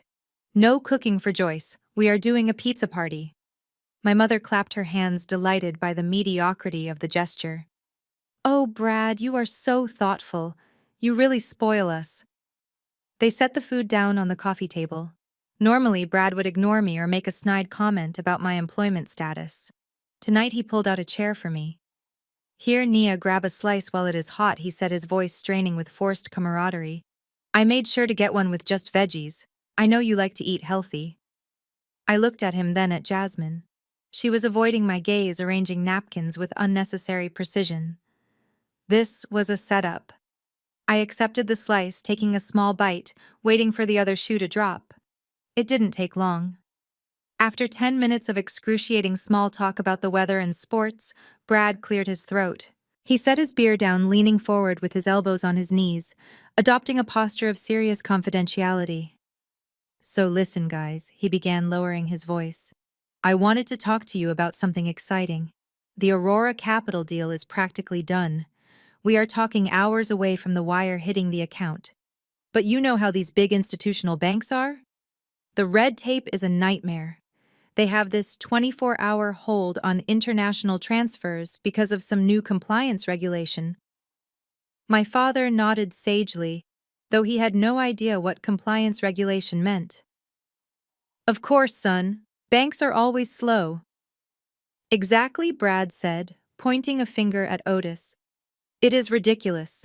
But here is the thing. I have vendors lining up. I have the venue deposit for the wedding. I have legal fees. I need to keep the cash flow moving so we don't look stagnant right before the ink dries. It is purely a liquidity issue. He turned his head slowly, locking eyes with me. Nia, he said, his tone softening into something that sounded like affection, but felt like predation. I know you have been saving up. Mom mentioned you still have that rainy day fund from your banking days. You are smart. You are frugal. I admire that. I chewed slowly, swallowing the bite of pizza before speaking. What are you asking, Brad? I am asking for a microloan, he said quickly. Just for 48 hours. Jasmine and I were talking, and we thought, why pay interest to a bank when we can keep the money in the family? If you can float us, say, $5,000 just until Friday, I will pay you back with 10% interest. That is $500 for doing nothing. It is easy money, Nia, Jasmine chimed in, her voice shrill. It is for the wedding too, Nia. We don't want to lose the venue. You would be saving the day. You would finally be contributing something real to this family instead of just watching from the sidelines. I looked at them. They were desperate. They genuinely believed that $5,000 was my entire life savings, and they were willing to drain me dry to patch a hole in a sinking ship. They were asking the sister they called a failure to bankroll their facade. I wiped my hands on a napkin, staring at the grease stain it left behind. $5,000, I repeated. That is a lot of money, Brad. It is an investment, he insisted, his eyes wide and pleading. It is safe. I am the CEO of a multi-million-dollar company, Nia. You can trust me. I looked at my parents. They were watching me with expectation. Do it, Nia, my mother urged. Help your brother-in-law. Don't be stingy. I paused, letting the tension build. I wasn't going to give him the money, obviously, but I needed to get him into that meeting room on Monday. I needed him to believe he still had a chance so he wouldn't run away. I don't have access to the funds until Monday morning, I lied smoothly. It is in a high-yield certificate that matures this weekend. Brad's face fell, then rallied. Monday morning. Okay, we can make that work. Bring the check to the office on Monday. You can give it to me right before my meeting with Aurora. It will be a good luck charm. I smiled. It would be a charm, all right. Just not the kind he was hoping for. Brad wiped a smudge of tomato sauce from his lip and leaned back in his chair, visibly more relaxed now that he believed the money was secured.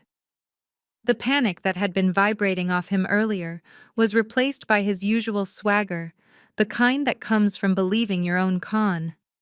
He looked around the table, making eye contact with everyone except me, and launched into the fabrication that would seal his fate. You know, he started taking a sip of his beer. It is actually funny when you think about it. Most startups spend years begging for a sit-down with a firm like Aurora Capital. They scrape and claw just to get an intern to look at their pitch deck.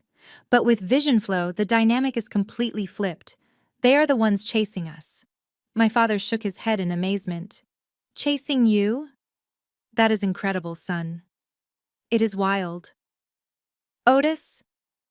Brad continued, gesturing with a half-eaten slice of pizza. I mean, my inbox is blowing up. Their senior analysts are calling me at all hours. They are terrified I am going to take the deal to Sequoia or Andreessen Horowitz. Yesterday, their managing partner sent me a personal email. He said, and I quote Brad, "We need VisionFlow in our portfolio to anchor our Q3 strategy. Name your price." I took a slow sip of my water to hide the smirk threatening to break through. I was the managing partner. I had never sent him an email. The only thing I had sent was a directive to my assistant to flag his file for a public roasting. Watching him lie about a conversation he never had with a person sitting right across from him was a surreal form of entertainment. So if they want you so bad, why do you need Nia's money? I asked, keeping my tone innocent. Brad didn't miss a beat. That is the bureaucratic nightmare of it all. See, because the valuation is so high, we are talking 8 figures here. There is a massive amount of due diligence required. Aurora has this archaic policy, where the founder has to put up a good faith deposit for the legal retainer before they release the term sheet. It is standard practice for deals of this magnitude. It shows we have skin in the game. It was not standard practice. It was a complete fabrication. No venture capital firm asks a founder to pay to be invested in. That is a scam tactic used on the elderly, not a business protocol. But my parents didn't know that. They nodded along, absorbing his nonsense as if it were financial gospel. That makes sense, my mother said. You have to spend money to make money. Exactly, Joyce, Brad said, pointing a finger at her. And once the ink is dry on Monday afternoon, that retainer comes right back to me, plus the first tranche of $2 million. So really, Nia, you aren't just lending me money. You are facilitating the biggest tech deal in Atlanta this year. You are practically a co-founder. Jasmine squeezed his arm, looking at him with adoration that was entirely purchased. We are going to be on the cover of Forbes, she squealed. The power couple of the South. And Nia, you can tell everyone you helped us get there. I looked at Brad. He was so confident, so sure that he had outsmarted the room. He thought he was painting a picture of success, but all I saw was a man digging his own grave with a pizza crust. Well, I said, setting my glass down. It sounds like Aurora Capital is lucky to have you. I can't wait to hear how the meeting goes. Brad grinned, raising his beer bottle. Oh, it is going to be legendary, Nia. You have no idea. He was right. It was going to be legendary, just not in the way he thought. I decided that if Brad wanted to play the role of the big-shot CEO, I would play the role of the naive, helpful sister to perfection. I widened my eyes, letting a look of sudden realization wash over my face. I set my fork down with a deliberate clatter, drawing the attention of the table. Aurora Capital, I said, repeating the name as if I were testing the flavor of the words. That sounds so familiar. You know, Brad, I think I actually know someone who works there. The table went silent for a beat. Then Brad let out a short, sharp laugh.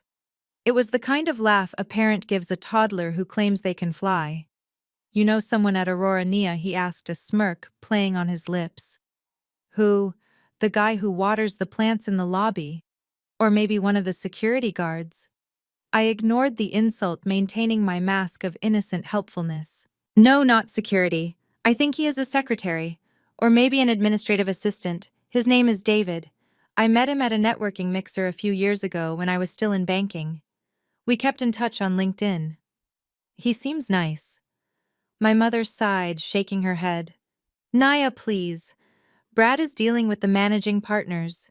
He is dealing with the people who own the building. He doesn't need help from a secretary, but I persisted, leaning forward with feigned enthusiasm. But if the due diligence is taking so long, maybe I could send David an email. Just to check on the status of your file. I am sure he has access to the system. It couldn't hurt, right? Brad exchanged a look with Jasmine. It was a look of shared pity. They truly believed I was pathetic.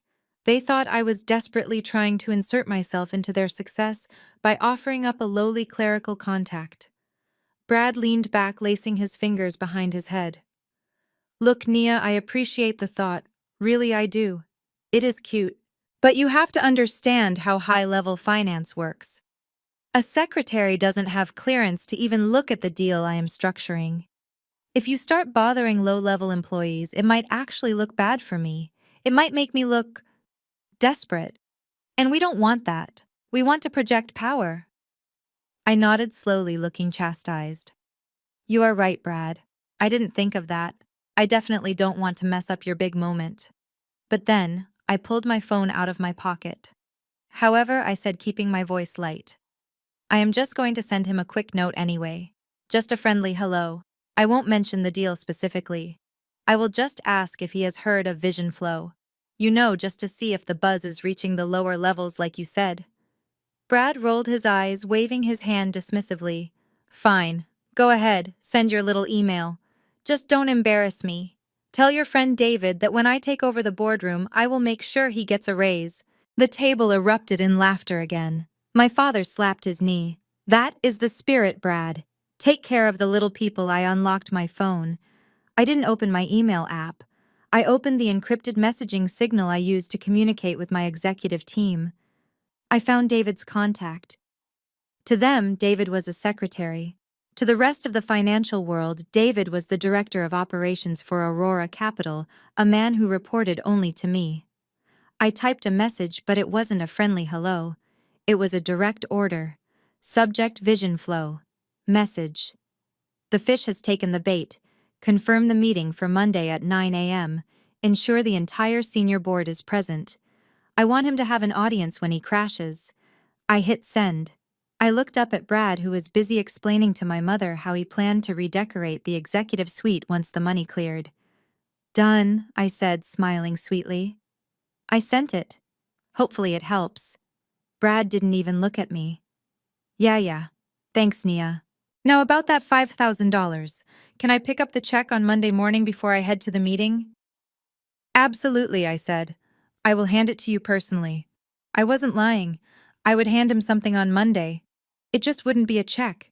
It would be a reality check. Brad didn't just laugh. He threw his head back and roared a sound so loud and sudden that it startled the cat sleeping in the corner. He slapped the table with his open palm, shaking the silverware and making the wine glasses tremble. It was a performance of pure, unadulterated amusement, the kind of reaction you have when a child says something precocious and impossibly stupid. Jasmine joined in immediately, her high-pitched giggle acting as the harmony to his baritone guffaw. They looked at each other, tears of mirth forming in their eyes, bonded by the sheer absurdity of my suggestion. "Oh, Nia," Brad gasped, wiping a tear from his cheek. "That is adorable." "Really? It is." "You think a secretary has pull at Aurora Capital? You think the guy who orders the staples and schedules the conference room cleaning is going to walk into the boardroom and tell the managing partners to look at my file?" He took a deep breath, composing himself enough to deliver his lecture. He leaned across the table, his expression shifting from amusement to pitying instruction. "Let me explain how the corporate ladder works, since you have been off of it for so long. There are levels to this game. Your friend David. He is at ground zero. He is a gatekeeper. His job is to answer phones and look busy. I am operating at the C-suite level. I am talking to the people who own the building, Nia. When I walk into that room on Monday, I am not going to be dealing with the help.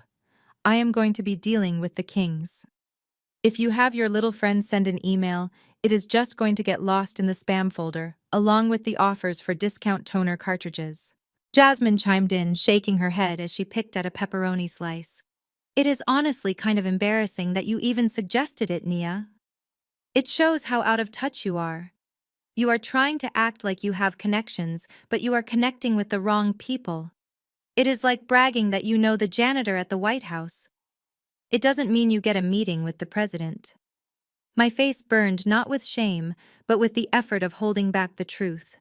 They had no idea that David, the man they were dismissing as a stapler orderer, was actually the director of operations for the entire firm. He didn't answer phones. He answered only to me. And the kings, Brad was so eager to meet, they all reported to David. My mother, sensing that the laughter was dying down, decided to deliver the final blow to ensure I stayed in my place. She reached over and patted my hand, her touch heavy and condescending. "Honey, stop trying to insert yourself into things you don't understand," she said softly. "We know you want to feel involved. We know you want to feel important. But let the men handle the business. You don't want to make yourself look foolish by sending emails to people who don't matter. Just focus on finding your own path." "Okay, let Brad handle the big leagues." I pulled my hand away gently. "You are right, Mom," I said, keeping my voice steady. "I wouldn't want to overstep. I am sure Brad has everything under control." "Oh, I definitely do," Brad said, draining his beer. And when I walk out of there on Monday with a check for $2 million, I will make sure to tell the receptionist you said hello. Maybe he can give you a discount on paper clips." He winked at me. I smiled back. It was the last time he would ever wink at me with that much confidence. He thought he was dismissing a nuisance. He didn't realize he was mocking the executioner while his head was already in the guillotine. 3 minutes. That was exactly how long it took for the command to travel from my phone to David's encrypted server and then manifest as a priority notification on Brad's device. For those 3 minutes, Brad continued to hold court, lecturing my father on the nuances of corporate hierarchy and why people like me would never understand the pressure of the executive suite. He was mid-sentence explaining why he needed a new ergonomic chair for his non-existent office when his phone buzzed against the wooden table. It wasn't a text message ping. It was the distinct authoritative chime of his primary email client, a sound he had likely set to maximum volume in desperate anticipation of this very moment. He glanced down at the screen, casually, probably expecting a spam email or a bill collector he would have to ignore. But then he froze. The slice of pizza in his hand hovered halfway to his mouth. He blinked once, then twice, leaning in closer to the screen, as if he were trying to read a foreign language. The color drained from his face, only to be replaced instantly by a flush of adrenaline-fueled red. No way, he whispered, the words escaping him like a prayer. "No freaking way." "What is it, babe?" Jasmine asked, sensing the shift in the atmosphere. "Is it bad news?" Brad ignored her. He snatched the phone up, unlocking it with trembling fingers. He read the screen, his eyes darting back and forth, devouring the text. Then he let out a shout that echoed off the walls of the small dining room, a primal scream of victory that made my mother jump in her seat. "I told you!" Brad roared, jumping up from his chair and thrusting the phone into the air like a championship trophy. "I told you I was going to do it," they replied. Aurora. Capital replied. My father's jaw dropped. "You are kidding. They want to invest." "Listen to this," Brad commanded, his voice shaking with excitement. He cleared his throat, adopting a deep, serious tone as he read the email aloud. "Dear Mr. Sterling, the Executive Board has reviewed your preliminary file. We are intrigued by the synergy Vision Flow presents. The managing partner has personally requested a pitch meeting with you regarding the Series A financing. We have a slot open this Monday at 9 a.m. Please confirm immediately." He looked up at us, his eyes wild. The managing partner. Otis. Do you hear that? Not an associate, not a junior analyst. The managing partner requested me personally. Jasmine screamed, jumping up to wrap her arms around his neck. "Oh my God, Brad! We are going to be rich. I knew it. I knew you were a genius." My mother was clapping her hands, rocking back and forth. "Thank you, Jesus. I knew this breakthrough was coming. I knew it." I sat there quietly sipping my water, watching the circus I had directed. They were celebrating a funeral procession, thinking it was a parade. Brad pulled away from Jasmine and looked at me. His expression was pure, unadulterated smugness. He tapped the phone screen against his palm. "See, Nia," he said, his voice dripping with vindication. "This is what I was talking about. This email came through the official executive channel. It has nothing to do with your little secretary friend. While you were sending messages to the help, the bosses were already looking at my file. That is the difference between us. You aim for the bottom, I aim for the top." I smiled, a genuine smile this time, because his arrogance was making this so much sweeter. "You are right, Brad," I said softly. "I clearly underestimated your reach." He laughed, sliding the phone back into his pocket. "It is okay. Not everyone is built for this life. Now about that check. Since I have the meeting confirmed, I am going to need that cash first thing Monday. I need to get my suit dry cleaned and get the car detailed. I have to look like a man worth $10 million. I nodded. "I will be there, Brad. I wouldn't miss it for the world." He turned back to my parents, launching into a new speech about which neighborhoods they should start looking at for their new mansion. He didn't know that the managing partner who had requested him was sitting 3 feet away already mentally drafting the press release for his bankruptcy. The Velvet Lounge was the kind of establishment where the lighting was dim enough to hide imperfections but bright enough to catch the sparkle of diamonds. It was a place for people who had made it, or in Brad's case, people who were pretending to have made it until the very last second. He snapped his fingers at the server, a gesture that was both rude and desperate, ordering a bottle of Dom Perignon without looking at the price list. When he handed over his credit card, I wasn't there to see it, but I know he held his breath. It was his last active card, hovering dangerously close to its limit. When the server returned with the bottle and the card was approved, Brad exhaled a cloud of relief that he disguised as a sigh of contentment. To the visionaries he toasted, clinking his crystal flute against Jasmine's. To the ones who dare to dream big while everyone else is sleeping. Jasmine took a sip, her eyes already glazing over with the intoxication of future wealth. She set her glass down and immediately pulled up a real estate app on her phone. She swiped past the reasonable homes and went straight to the estates listed in the 7-figure range. "Look at this one, babe," she said, tilting the screen toward him. "It has a wraparound terrace and a wine cellar. We could host the engagement party here. Imagine the photos. We could hire a private chef. Mom would freak out." Brad glanced at the screen, nodding with the casual indifference of a man who believes he can buy the world. "Add it to the short list. But we need a 6-car garage. I am going to put an order in for the new McLaren on Tuesday. The Tesla is fine for the interim, but a CEO needs a flagship vehicle." Jasmine giggled, scrolling further. "I am going to spoil Mom so much. I want to get her that Louis Vuitton trunk she saw in the magazine, the one that costs $5,000. She can put it in her new foyer. She will finally have something nice to show her friends at church. It will show everyone that she raised a winner." They spent the next hour spending money that didn't exist. They furnished imaginary rooms, booked first-class tickets to the Maldives, and hired a staff of invisible servants. In their minds, the transaction was already complete. The meeting on Monday was just a formality, a ceremonial handing over of the keys to the kingdom. Naturally, the conversation drifted to the person they were leaving behind. "We should probably get Nia something," Jasmine said, though her tone suggested it was a chore. "Maybe a gift card to a clothing store? Something to help her get out of those drab gray outfits. She looks like a nun half the time." Brad laughed, topping off his glass. "Don't waste your money, Jazz. Nia doesn't want help, she wants to be miserable. Did you see her face when I got that email? She looked like she swallowed a lemon. She is jealous. Purely and simply. She can't stand that I came into this family and eclipsed her in 6 months. She will probably ask for a job once the news hits the press," Jasmine mused. "Maybe," Brad said, swirling his champagne.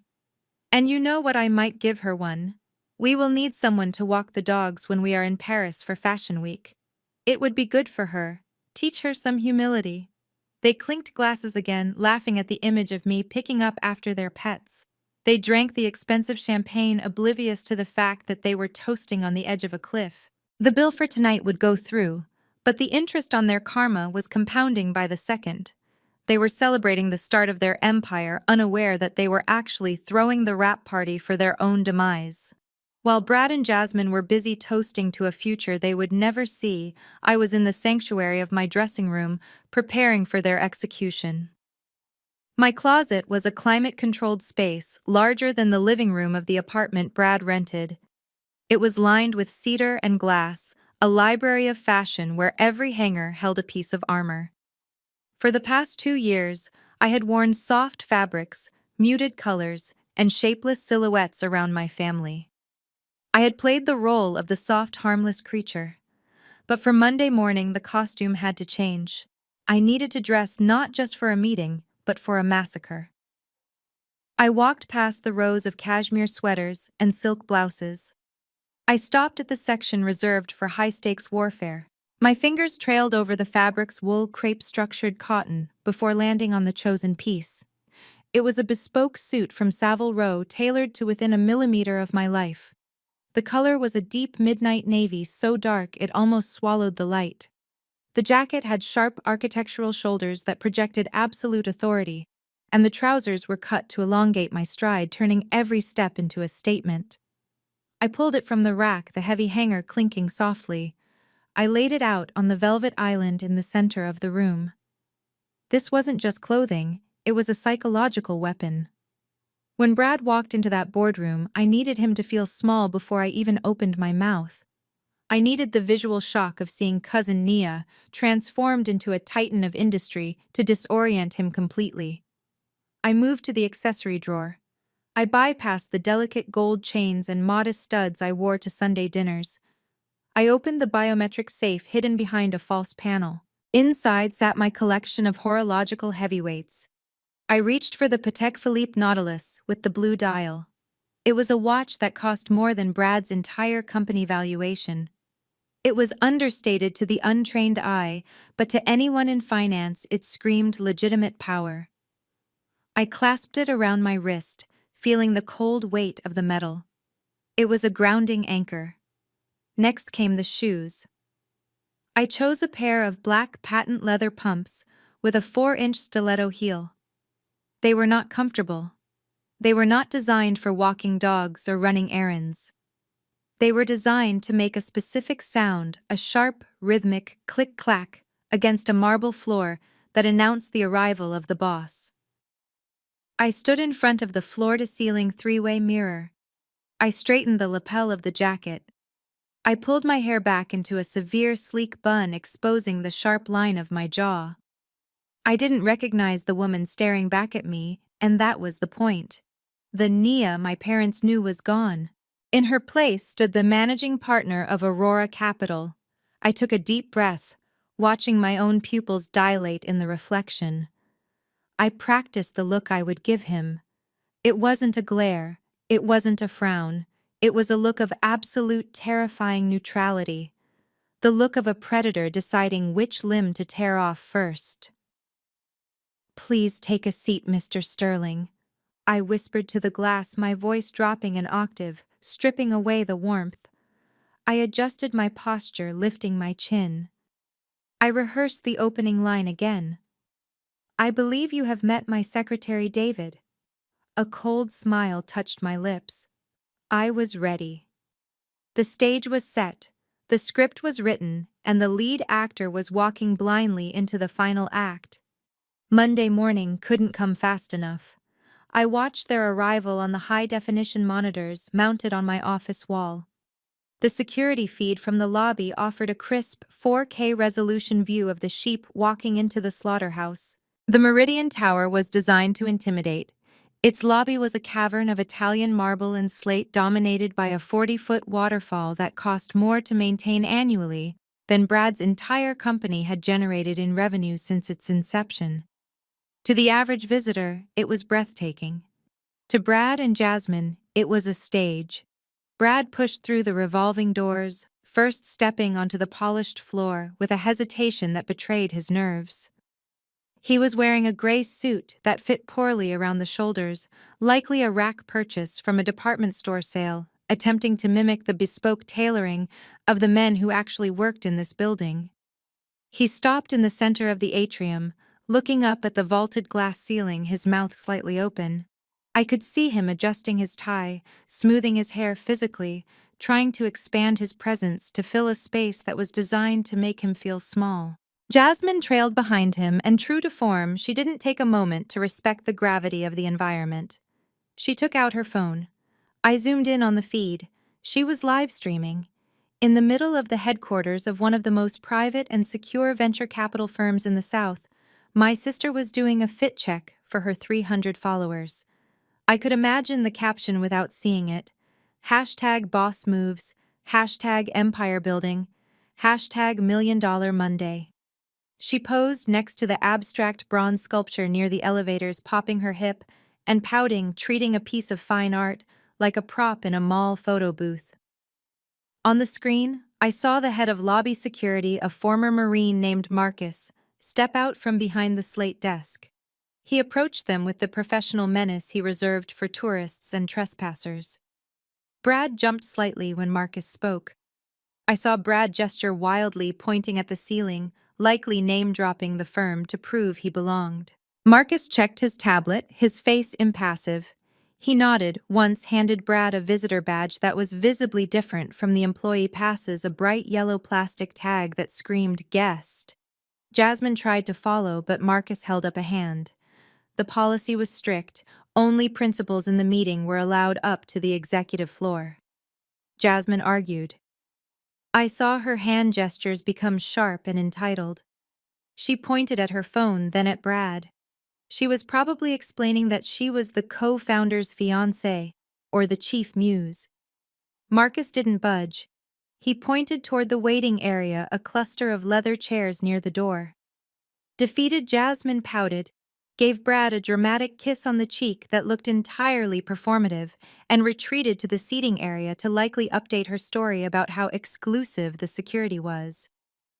Brad turned toward the elevator bank alone. I watched him step into the dedicated express elevator that serviced only the top 3 floors. He was alone in the metal box. He checked his reflection in the mirrored walls, flashing a double thumbs up to himself. He looked pumped. He looked ready. He had no idea that the elevator wasn't taking him up to a meeting. It was taking him up to a sentencing hearing. I turned off the monitor and spun my chair around to face the door. It was showtime. I had instructed security to let Jasmine up exactly 10 minutes after Brad. It wasn't an act of kindness. It was a strategic calculation. Isolation is painful, but humiliation requires an audience. I wanted her to be there not to support him, but to witness the dismantling of the idol she had worshipped. I watched them now on the high-definition monitor from the comfort of my office, a predator observing prey in a glass cage. They were seated in holding room B, a space I had specifically designed for intimidation.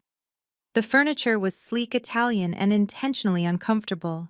The thermostat was set to 65 degrees, just cold enough to induce shivering in anyone not wearing high-quality wool.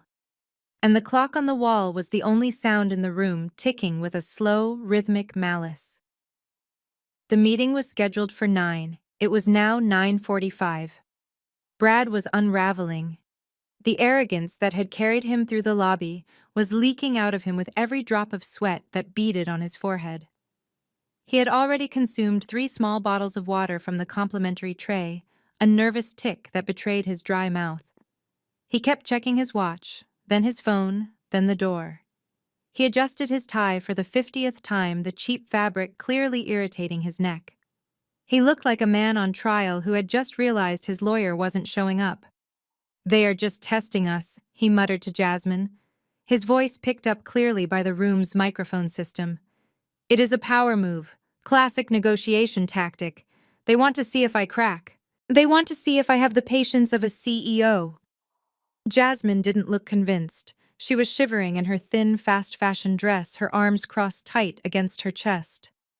She had stopped live streaming 20 minutes ago, when the receptionist, a woman with a smile like a shark, had politely informed her that recording devices were prohibited on the executive floor. Now, without her digital mirror, she looked small and out of place. "Babe, are you sure you got the time right?" she whispered, glancing at the heavy oak doors that remained firmly shut. "Maybe we should ask the receptionist again." "I am not asking her again. Jasmine." Brad snapped his voice tight with suppressed panic. "You don't nag the gatekeeper. We sit here, we wait, and we show them we are professionals. This is how billion-dollar deals happen. They make you wait to see if you are desperate. If we walk out or complain, we lose." He was trying to convince himself more than her. I could see his leg bouncing uncontrollably under the table. The silence of the room was amplifying his internal noise. He was running through every lie he had told, every dollar he owed, every fraud he had committed. He was wondering if we knew. He was wondering if the delay wasn't a test, but a trap. Jasmine reached out to touch his hand, but he pulled away, standing up to pace the small room. "Stop moving," she hissed. "You are making me nervous." "I have to keep my energy up," he retorted, wiping his palms on his trousers. "When that door opens, I have to be on. I have to be dynamic. I can't be sitting there looking cold." He walked to the window looking out at the skyline. He was trying to look like a visionary contemplating his empire, but from my angle he just looked like a man looking for a fire escape. He breathed on the glass, fogging it up, then angrily wiped it away. The cracks were showing. The facade of the tech god was crumbling under the weight of 45 minutes of silence. He wasn't a CEO anymore. He was just a broke con artist in a rented suit, terrified that the world was finally about to ask for the receipt. I pressed the intercom button on my desk, connecting to my assistant outside their door. "Send them in," I said, my voice calm and final.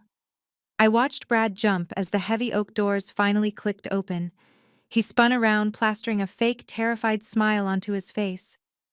He straightened his jacket, took a deep breath, and prepared to walk into the lion's den, completely unaware that the lion was wearing his sister-in-law's face. The double doors to the grand boardroom swung open with a heavy pneumatic hiss, revealing a chamber that was less a meeting room and more a tribunal. The space was cavernous, dominated by a 30-foot table carved from a single slab of obsidian, polished to a black mirror finish.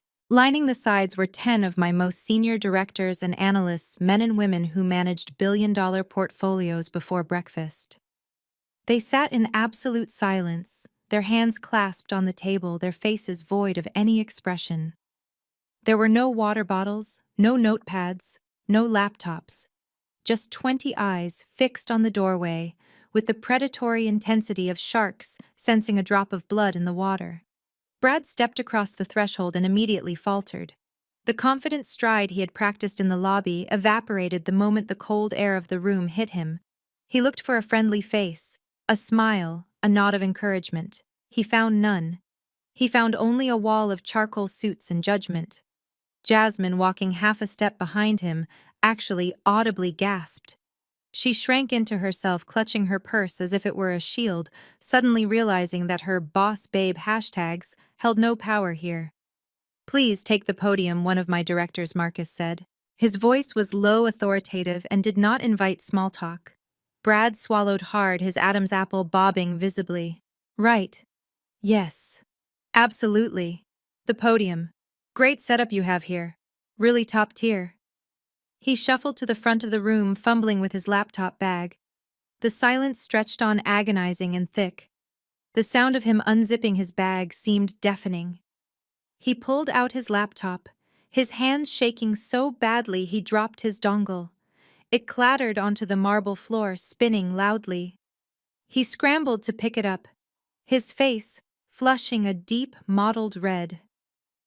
"Sorry, just technical difficulties. You know how technology is, right? Even for tech guys." No one laughed. No one moved. He finally plugged in. The screen behind him lit up with his slide deck. The font was Comic Sans. The logo was pixelated. It looked like a high school project compared to the sleek minimalist architecture of the room. Brad cleared his throat, wiped his sweaty palms on his jacket, and began. "Good morning, ladies and gentlemen of Aurora Capital. I am Brad Sterling, CEO and founder of Vision Flow, and I am here to tell you about the future." He paused for dramatic effect. It fell flat. "See, the world is moving fast, like really fast, and data is everywhere. It is the new oil, and Vision Flow is the drill. We are utilizing, synergistic blockchain protocols to disrupt the paradigm of consumer analytics." He was throwing out every buzzword he knew, hoping one would stick. "We are pre-revenue." Obviously, he continued, his voice cracking. "But the potential is infinite. We just need capital to ignite the rocket. And with your $2 million, we can pivot to a machine learning model that will..." He trailed off, looking at the stone faces of the board. He was drowning. He was sweating through his shirt, the damp patches becoming visible under the harsh boardroom lights. He looked at Jasmine for help, but she was staring at the floor, refusing to make eye contact with the disaster unfolding in front of her. Brad was alone, dancing for an audience that had already decided to cancel the show. Brad was mid-sentence stuttering through a chaotic explanation of his non-existent revenue stream when I decided to end the charade. He was pointing at a graph that trended downward, trying to explain that it was actually an inverted growth curve when the heavy double doors at the far end of the room unlatched. The sound was distinct, a heavy mechanical thud that echoed off the stone walls, cutting through his nervous rambling like a guillotine blade. The room went from quiet to breathless. Brad stopped talking, his hand freezing in midair. He turned toward the entrance, likely expecting security to remove an intruder, or perhaps a waiter bringing water. I stepped across the threshold. The transformation was absolute. I wasn't wearing the soft, shapeless gray cardigans he was used to seeing me in at Sunday dinners. I was encased in the midnight navy bespoke suit, the fabric absorbing the harsh boardroom light rather than reflecting it. My hair was pulled back so tight it sharpened every angle of my face. But it was the sound of my approach that terrified him most. My stilettos struck the marble floor with a slow, deliberate rhythm. Click, click, click. Each step was a hammer blow to the silence. Brad's squinted confusion warring with annoyance on his sweating face. He blinked his brain, struggling to reconcile the image of the high-powered executive walking toward him with the unemployed sister-in-law he treated like a servant. He took a step forward, dropping his voice to a frantic whisper, assuming I had somehow wandered in by mistake. "Nia," he hissed, his eyes darting to the silent board members. "What the hell are you doing here? This is a closed meeting. You can't just walk in here. You are going to get arrested. Get out before security comes." I ignored him completely. I didn't even shift my gaze to acknowledge his existence. I kept walking, my eyes fixed on the empty leather chair at the head of the obsidian table. As I passed the halfway mark of the room, the 10 senior directors, men and women who terrified Wall Street, did something that made Brad's knees buckle. As one, without a word being spoken, they pushed back their chairs and stood up. It was a synchronized display of absolute deference. They weren't standing for a guest. They were standing for the commander. David, the man Brad had mocked as a secretary, stepped forward from his position near the front. He didn't look at Brad. He looked at me, bowing his head slightly. "Good morning, Ms. Jenkins," David said, his voice clear and respectful. "The board is assembled. We are ready to review the acquisition target." Brad let out a sound that was half gasp, half whimper. He looked at David, then at me, then back at David. The color drained from his face so fast he looked like a corpse standing upright. "Ms. Jenkins," he stammered the name, tasting like ash in his mouth. I walked past him. I was close enough to smell the fear on him, a mix of stale coffee and cheap cologne. I reached the head of the table and turned. I placed my hands on the cool stone surface, leaning forward slightly. The room waited. I finally looked at him. I looked at the man who had called me lazy, the man who had mocked my clothes, the man who had tried to steal my savings. "Please take a seat, Mr. Sterling," I said, my voice dropping to that icy, terrifying register I saved for hostile takeovers. "You were just explaining to my board why your company, which has 0 assets and 3 months of unpaid payroll, is worth a $2 million investment from my firm." I sat down, crossing my legs. "Don't stop on my account," I added, a small, cruel smile playing on my lips. "Proceed." The human brain is a fascinating mechanism. When faced with a reality that violently contradicts its established worldview, it will often reject the evidence of its own eyes in favor of a comfortable delusion. Brad looked at me, sitting at the head of the obsidian table. He looked at the 10 senior directors standing in deferential silence. He looked at the nameplate on the desk that read Managing Partner. And yet his mind simply refused to process the data. He blinked rapidly, a nervous, glitching smile twitching at the corner of his mouth, desperately searching for an explanation that allowed him to remain the protagonist of the story. He found it in the only place his limited imagination could go. "Nia," he laughed, the sound incredulous and high-pitched. He shook his head, looking around at the board members as if apologizing for a wayward child. "Okay, seriously, this is... wow. Did Mom put you up to this? Did she send you down here to bring us refreshments?" He took a step toward me, his confidence surging back as he latched onto this new narrative. You are catering the meeting.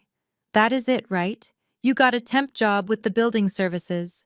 That is great, Nia, really. I am proud of you for finally working. But read the room. He gestured wildly at the silent executives. We are in the middle of a high-level pitch here. This is a closed session. We don't need coffee right now. We don't need bagels. You are interrupting serious business. I sat perfectly still, my hands folded on the cold stone table, watching him unravel. I didn't speak. I didn't need to. Jasmine, seeing Brad take charge, found her voice again. She stepped forward, her face flushed with secondhand embarrassment. Nia, please, she hissed. You are making us look so bad. Just leave the water pitcher and go. We will tip you later. Just get out before you get fired on your first day. Brad's patience snapped. He mistook my silence for obstinance.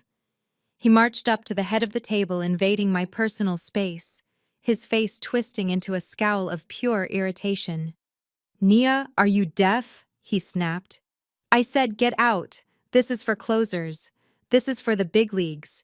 You are embarrassing yourself, and frankly, you are embarrassing me. I can't have the investors thinking I am related to the help.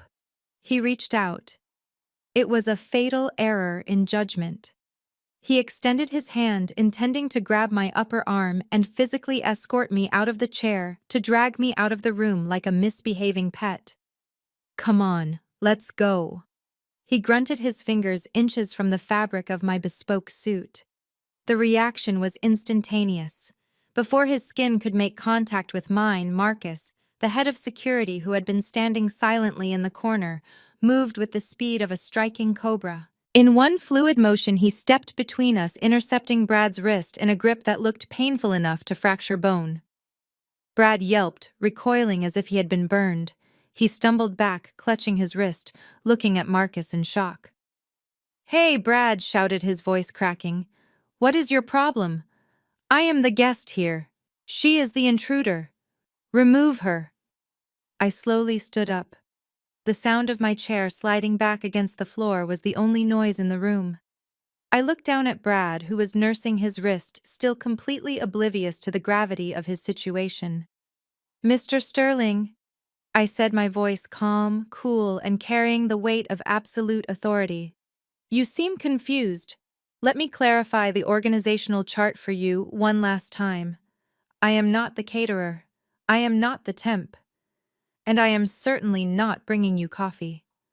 I leaned forward, my eyes locking onto his. I am the bank. And you just tried to assault the chairman of the board.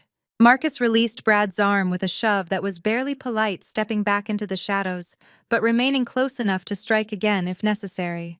Brad stumbled, rubbing his wrist, his mouth opening and closing like a fish on a dock. He looked around the room, desperate for someone to break character, for someone to tell him this was a prank show or a hallucination. But the room held its breath. The silence was absolute, heavy with the weight of money and power. I smoothed the lapel of my jacket and slowly lowered myself into the high-backed leather chair at the head of the table. It was a movement of ownership. I didn't just sit. I presided. I placed my hands on the armrests and looked out over the assembly of my empire. To my right, Arthur Henderson, my chief financial officer, and a man who had terrified CEOs for 3 decades, stood up. He adjusted his rimless glasses, ignored Brad completely, and turned his body toward me. Madam Chair, he said, his voice crisp and resonant, cutting through the thick tension like a scalpel. We have prepared the forensic audit on the applicant vision flow, as per your instruction. The risk assessment team is ready to present their findings on the solvency or lack thereof of the entity. Shall we begin the proceedings? The words hung in the air. Madam Chair, forensic audit, solvency. It was the final nail in the coffin of Brad's delusion. The color drained from his face so completely that his skin took on the waxy gray quality of uncooked dough. His knees gave way, and he collapsed heavily into the guest chair behind him, not because he chose to sit, but because his legs could no longer support the weight of his realization. He stared at me, his eyes wide and bloodshot, seeing me for the first time. He saw the suit. He saw the watch. He saw the way these powerful men looked at me with fear and respect. The unemployed sister vanished, replaced by the titan who held his life in her hands. Jasmine was frozen beside him. Her hands were trembling violently, clutching her purse so tight her knuckles were white. Her eyes darted from my face to the nameplate on the desk, then to the CFO, and finally back to me. I saw the moment the horror hit her. She realized that the fake Birkin she had destroyed was real. She realized the secretary she had mocked was my subordinate. She realized that every insult she had hurled at me for 2 years had been noted, catalogued, and was about to be returned with interest. I don't understand. Brad whispered, his voice a broken, raspy thing. You run this, all of this. I didn't answer him directly. I picked up the dossier in front of me, the one labeled Vision Flow Liquidation Analysis. I flipped it open, the sound of the paper crisp and loud. Mr. Henderson, I said, keeping my eyes on the documents. Please proceed. I am particularly interested in the section regarding the misappropriation of payroll taxes. I believe Mr. Sterling was just telling us how he plans to use our capital to ignite the rocket. Let's see if he has enough fuel to even pay for his parking ticket downstairs. I flipped to page 4 of the dossier. The sound of the paper turning was the only noise in the room, sharp and decisive. I didn't look at Brad. I looked at the data, treating his life's work with the clinical detachment of a coroner, determining a cause of death. Let's begin with the valuation, I said, my voice projecting clearly to the back of the room. Mr. Sterling, in your preliminary application, you stated that Vision Flow has a pre-money valuation of $10 million, based on a proprietary algorithm and a user base of 50,000 active daily unique logins. Brad wiped sweat from his upper lip, nodding frantically. Yes, exactly. The growth has been exponential. We are viral. I raised my eyes, locking them onto his. Exponential is an interesting word choice, I said, because according to our deep dive analytics of your server traffic, your actual user count isn't 50,000, it is 14. The room went deadly silent. Jasmine let out a small, confused squeak. 14 users. Mr. Sterling, I repeated. And upon cross-referencing the IP addresses, we discovered that 12 of them originate from your parents' house in Ohio, 1 is your own laptop, and the last one is a bot from a click farm in Bangladesh. That is a glitch, Brad stammered, his voice climbing an octave. The analytics dashboard is beta. It doesn't capture the offline engagement. I ignored him, turning the page. Let's move to revenue, I continued. You listed an annual recurring revenue of $200,000. That is the number you used to justify your burn rate to my parents. That is the number you used to try and secure a loan from me. I tapped the spreadsheet. However, our forensic accountant found no evidence of subscription income. What we did find was a series of cash deposits totaling $40,000 over the last year. These were not client payments. These were personal transfers from a savings account belonging to a Mrs. Martha Sterling. Your grandmother, I presume. Brad turned pale. That is seed capital. It is an angel investment. Booking a personal loan from a relative as recurring revenue is not an investment. Brad, I said, my voice hardening. It is fraud. It is a deliberate misrepresentation of assets to solicit funds from accredited investors. In the banking world, we have a term for that. We call it a felony. I stood up, walking slowly around the table toward him. He shrank back in his chair, looking like a child caught stealing candy, except the candy was federal prison time. You walked into my office, wasted my board's time, and insulted my intelligence with a pitch deck that a first-year business student would fail. You don't have a company, Brad. You have a hallucination. You are bleeding cash you don't have on a lifestyle you can't afford, hoping that if you say the word blockchain, enough times someone will write you a check. I stopped right in front of him, looming over his seated form. You told me I needed to learn about cash flow, I said softly. Well, here is your lesson. Your burn rate is 100%. Your churn rate is 100%. And your solvency is 0. You are not a CEO. You are a liability. And liabilities get liquidated. I turned my back on the ruin of a man that was Brad Sterling, leaving him gasping for air in his chair. The silence in the room was heavy, suffocating, and absolute. I let it linger for a moment, enjoying the sound of their synchronized heartbeats, before I slowly pivoted on my heel to face the other guest at the table. Jasmine was trying to make herself invisible. She had shrunk down in her leather seat, clutching her purse to her chest like a life raft in a hurricane. When my eyes locked onto hers, she flinched physically. She looked at me not as her sister but as a stranger who had just committed a murder in front of her. And then we have the executive team, I said, my voice smooth and dangerously calm. I picked up the organizational chart Brad had included in his pitch deck.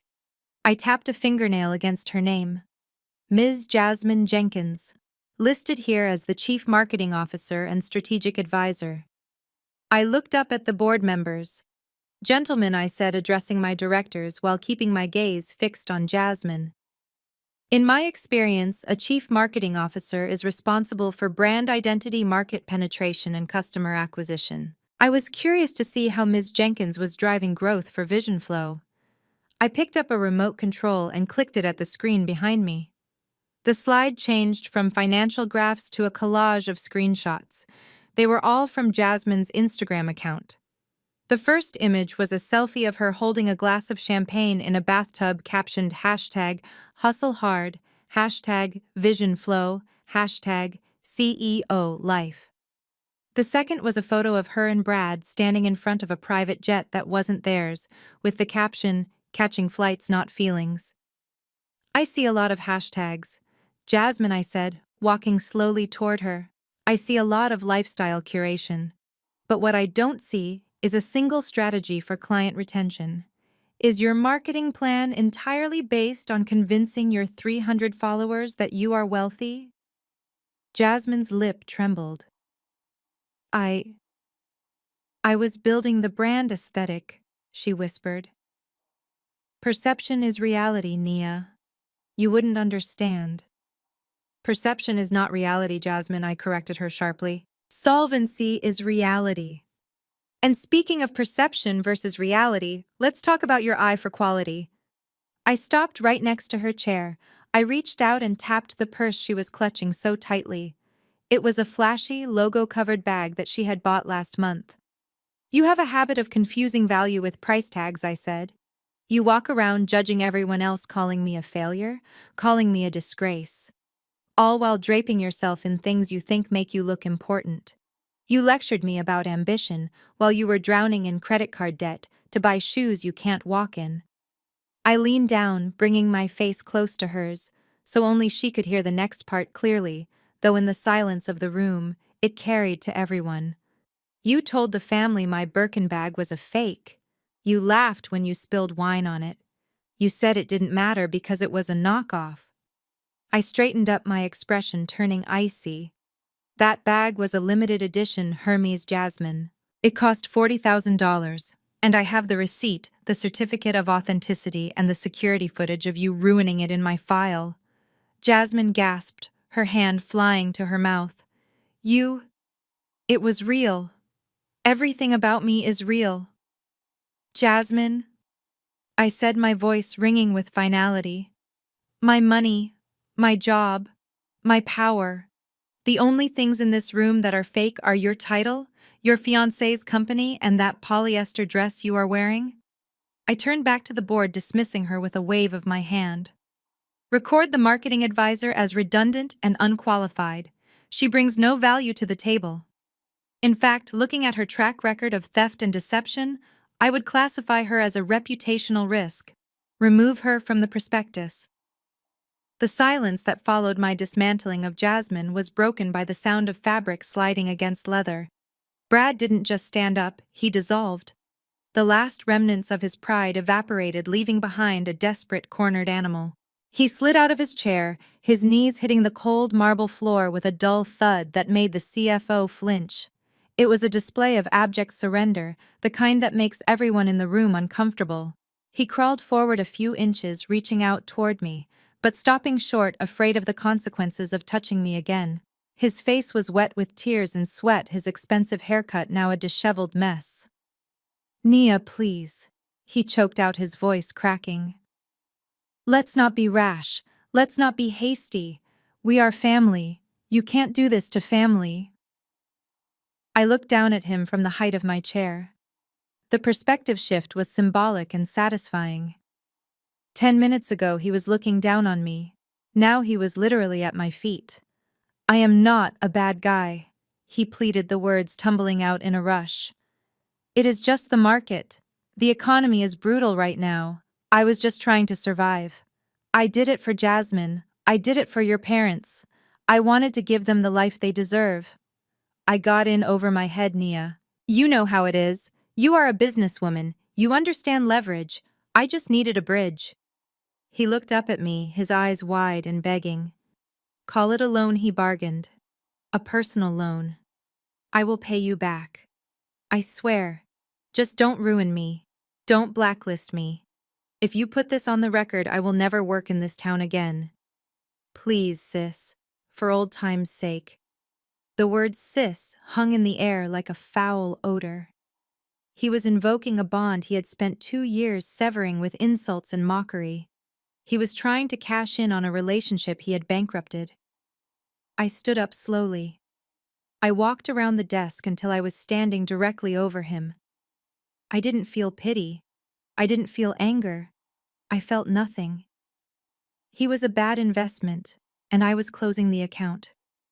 "Mr. Sterling," I said, my voice devoid of any warmth, "you are not a victim of the market. You are a victim of your own ego. You are not family. You are a fraud who happened to date my sister. And as for being a businessman knows when the deal is dead." I turned my gaze to Marcus, who was waiting by the door like a coiled spring. I didn't need to shout. I didn't need to explain. "Security," I said, my tone flat. "Escort these guests off the premises and revoke their visitor badges. If they return, treat it as criminal trespassing." Marcus moved instantly. He grabbed Brad by the back of his cheap suit jacket, hauling him to his feet. Brad struggled, shouting something about rights and lawsuits, but he was dead weight. Jasmine scrambled up, terrified, backing away toward the door. I turned my back on them, returning my attention to the financial reports on my desk. I didn't watch them leave. They were no longer my concern. The elevator ride down was silent, but it was the silence of a bomb that had already detonated. Marcus, true to his word, did not offer them the courtesy of a private exit. He deposited them right in the center of the atrium beneath the 40-foot waterfall that now sounded like roaring applause for their failure. When the elevator doors closed, cutting off their access to the world of power they had briefly trespassed in, Brad finally snapped. The reality of his situation, the debt, the impending lawsuits, the total exposure of his fraud crashed down on him. He needed a target. He couldn't hit me and he couldn't hit Marcus, so he turned on the only person left in his orbit. Jasmine was wiping mascara from her cheeks, looking terrified. "Brad, wait," she stammered, reaching for his sleeve. "We can figure this out. Maybe Mom can talk to her. Maybe we can sue her for entrapment." Brad spun around, his face twisted into a mask of ugly, unfiltered rage. He slapped her hand away with enough force to make a cracking sound. "Shut up!" he screamed, his voice echoing off the marble walls, stopping the lobby traffic instantly. "Just shut your mouth, you stupid, useless leech!" Jasmine recoiled, her eyes wide with shock. "Brad, what are you saying?" "I am saying you ruined my life," he roared. He was projecting his failure onto her with the velocity of a cannonball. "You told me she was a loser. You told me she was a nobody. You sat there and let me walk into that room and get slaughtered." "I didn't know," Jasmine sobbed, stepping back. "She lied to us, too." "You are supposed to know," Brad yelled, advancing on her. "You are her sister. But you were too busy taking selfies and spending my money to notice that your own sister owns the bank. You are a parasite, Jasmine. That is all you are. You drained me dry and now you have nothing to show for it." He was shaking, the adrenaline of the coward taking over. He looked around the lobby, seeing the eyes of the receptionists, the security guards, the visiting executives. He saw the judgment. He needed to distance himself from her to make her the anchor that dragged him down. "We are done," he spat. "The wedding is off. The engagement is off. Give me the ring back." He reached for her hand. Jasmine pulled back, clutching her finger. "No, you can't. I said give it to me." He lunged. In the scuffle, he didn't just grab her hand, he shoved her. It was a hard, violent push against her shoulder. Jasmine balanced precariously on her high heels, couldn't compensate. She went down hard, her legs tangling beneath her. She hit the polished floor with a sickening thud, her purse spilling its contents across the atrium, cheap lipstick, breathless mints, and a stack of declined credit cards. The lobby gasped. But no one moved to help. The modern reflex took over. I watched on the monitor as a dozen smartphones rose in unison. The bystanders weren't calling the police. They were opening TikTok and Instagram. They were filming. Brad looked down at her, sneering at the woman he had promised to take to Paris. "You look exactly like what you are," he said, his voice dripping with venom. "Trash." He turned and stormed toward the revolving doors, pushing through them and disappearing into the street, running from a debt he could never pay. Jasmine sat on the cold floor of the Meridian Tower. She looked up, tears streaming down her face, mascara running in black rivers down her chin. She saw the circle of people standing around her. She saw the red recording lights of the phones. She had spent her entire life desperate to be famous. She had wanted the world to look at her. Now, as the camera zoomed in on her humiliation, she finally got her wish. She was viral. The fallout reached my parents exactly 2 hours after security threw Brad onto the pavement. I was back in my office signing the final termination papers for the Vision Flow file when my phone buzzed. It was my mother. I stared at the screen for a long moment, watching the name flash. There was a time when this call would have made me anxious, a time when I would have rehearsed apologies for things I hadn't done. That time was dead. I swiped answer and put the phone on speaker, placing it on the obsidian desk that had just served as Brad's execution block. "Naya," my mother screamed, her voice shrill and vibrating with hysteria. "What is wrong with you? We just saw the video. Jasmine is hysterical. Brad is missing. People are laughing at us. Nia, the whole church is talking." "How could you be so cruel?" I didn't interrupt. I let her vent the poison. "And then your father tells me you are the boss." She continued, her voice cracking. "You run that company. You have millions of dollars, and you let us live like this. You let us struggle while you sit in a high tower. You watched us worry about bills, and you said nothing. You are a snake, Nia. You are wicked. You set Brad up just to humiliate him because you are jealous of your sister's happiness." The audacity was breathtaking. Even now, faced with the revelation that Brad was a fraud and I was their savior, they chose to victimize themselves. They were angry not because I lied, but because my success made their judgment look flawed. "Are you finished?" I asked, my voice flat. "No, I am not finished." My father's voice boomed from the background. "You owe us an explanation, girl. You owe us an apology. You have money. Fine. Then you should have been taking care of your family instead of playing games." I leaned back in my chair. "You are right, Dad. I should talk about taking care of the family. Let's talk about the house." The line went quiet for a second. "What about the house?" he demanded. "I am looking at a document right now," I said, picking up the property title transfer I had expedited that morning. "It seems that 3 months ago Brad convinced you to sign some papers. He told you it was a temporary liquidity authorization for his startup. He told you it was just a formality to show asset strength to investors." I heard my mother gasp. "How do you know that?" He said it was secret. "It wasn't a formality, Mom," I said, delivering the news with clinical precision. "It was a second mortgage. He used your home equity as collateral for a high-interest business loan from a predatory lender. He maxed it out. And because he hasn't made a payment in 90 days, the lender initiated foreclosure proceedings last week." "No," my father whispered. "No. He wouldn't. He said it was safe." "He lied," I said.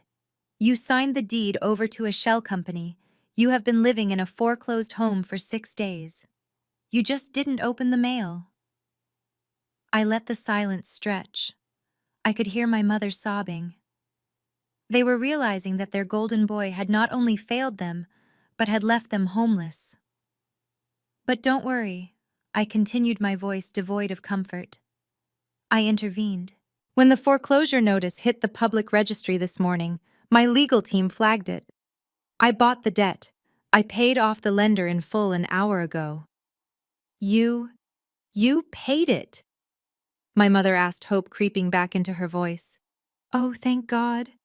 Thank you, Nia. I knew you were a good girl deep down. Don't misunderstand me. I cut her off. I didn't pay it as a gift. I bought the asset. The bank doesn't own the house anymore, and neither do you. I do. The line went dead silent again. I am the landlord now, I said. You can stay there. I won't evict you. But the locks are being changed tomorrow, and you will sign a lease agreement, and the next time you feel like calling me a snake or a disgrace, remember whose roof is over your head. I hung up. I didn't wait for their response. I had acquired the company, destroyed the threat, and secured the real estate. It was a productive Monday. The city of Atlanta sprawled out beneath me like a circuit board of gold and obsidian. From the terrace of my penthouse, the noise of the streets was nothing more than a distant, insignificant hum. I stood at the railing, the wind playing with the silk of my robe, holding a glass of vintage Pinot Noir that cost more than the engagement ring Brad had tried to buy on credit. It was quiet here. It was the silence of absolute control. The war was over and the dust had settled exactly where I had arranged for it to fall. My legal team had sent the lease agreement to my parents this afternoon via courier. It was a standard binding residential contract. I allowed them to stay in the house not out of sentimentality, but because eviction proceedings are public and messy, and I prefer efficiency. However, the era of invisible subsidies is over.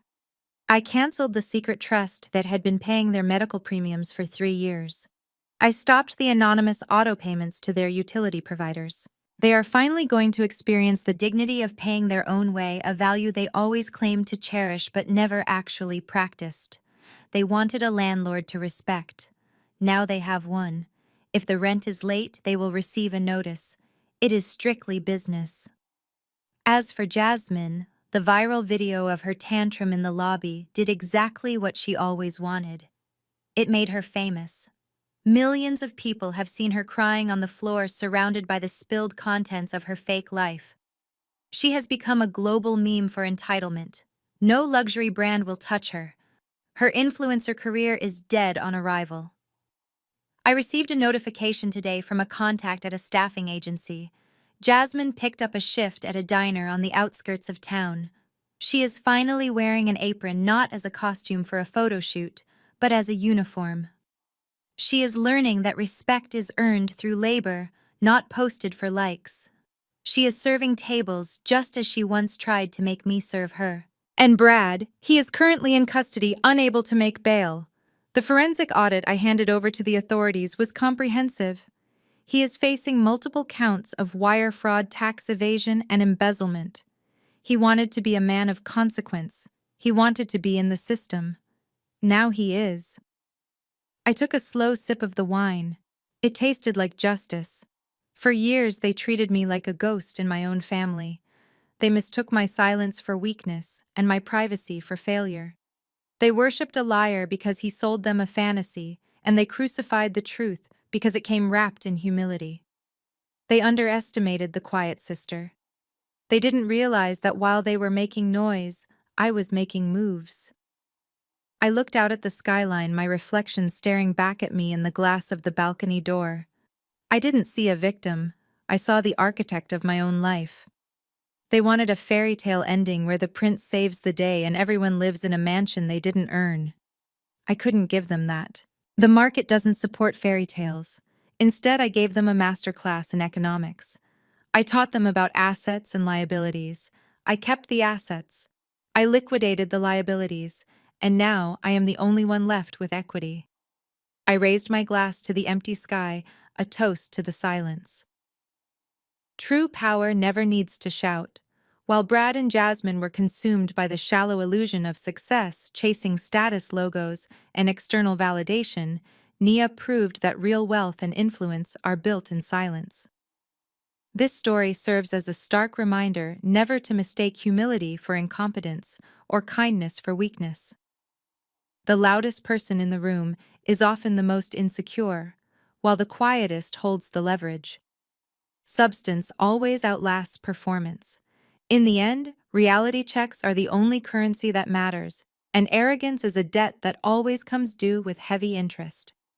Have you ever been underestimated by people who didn't know your true worth? Share your story in the comments below.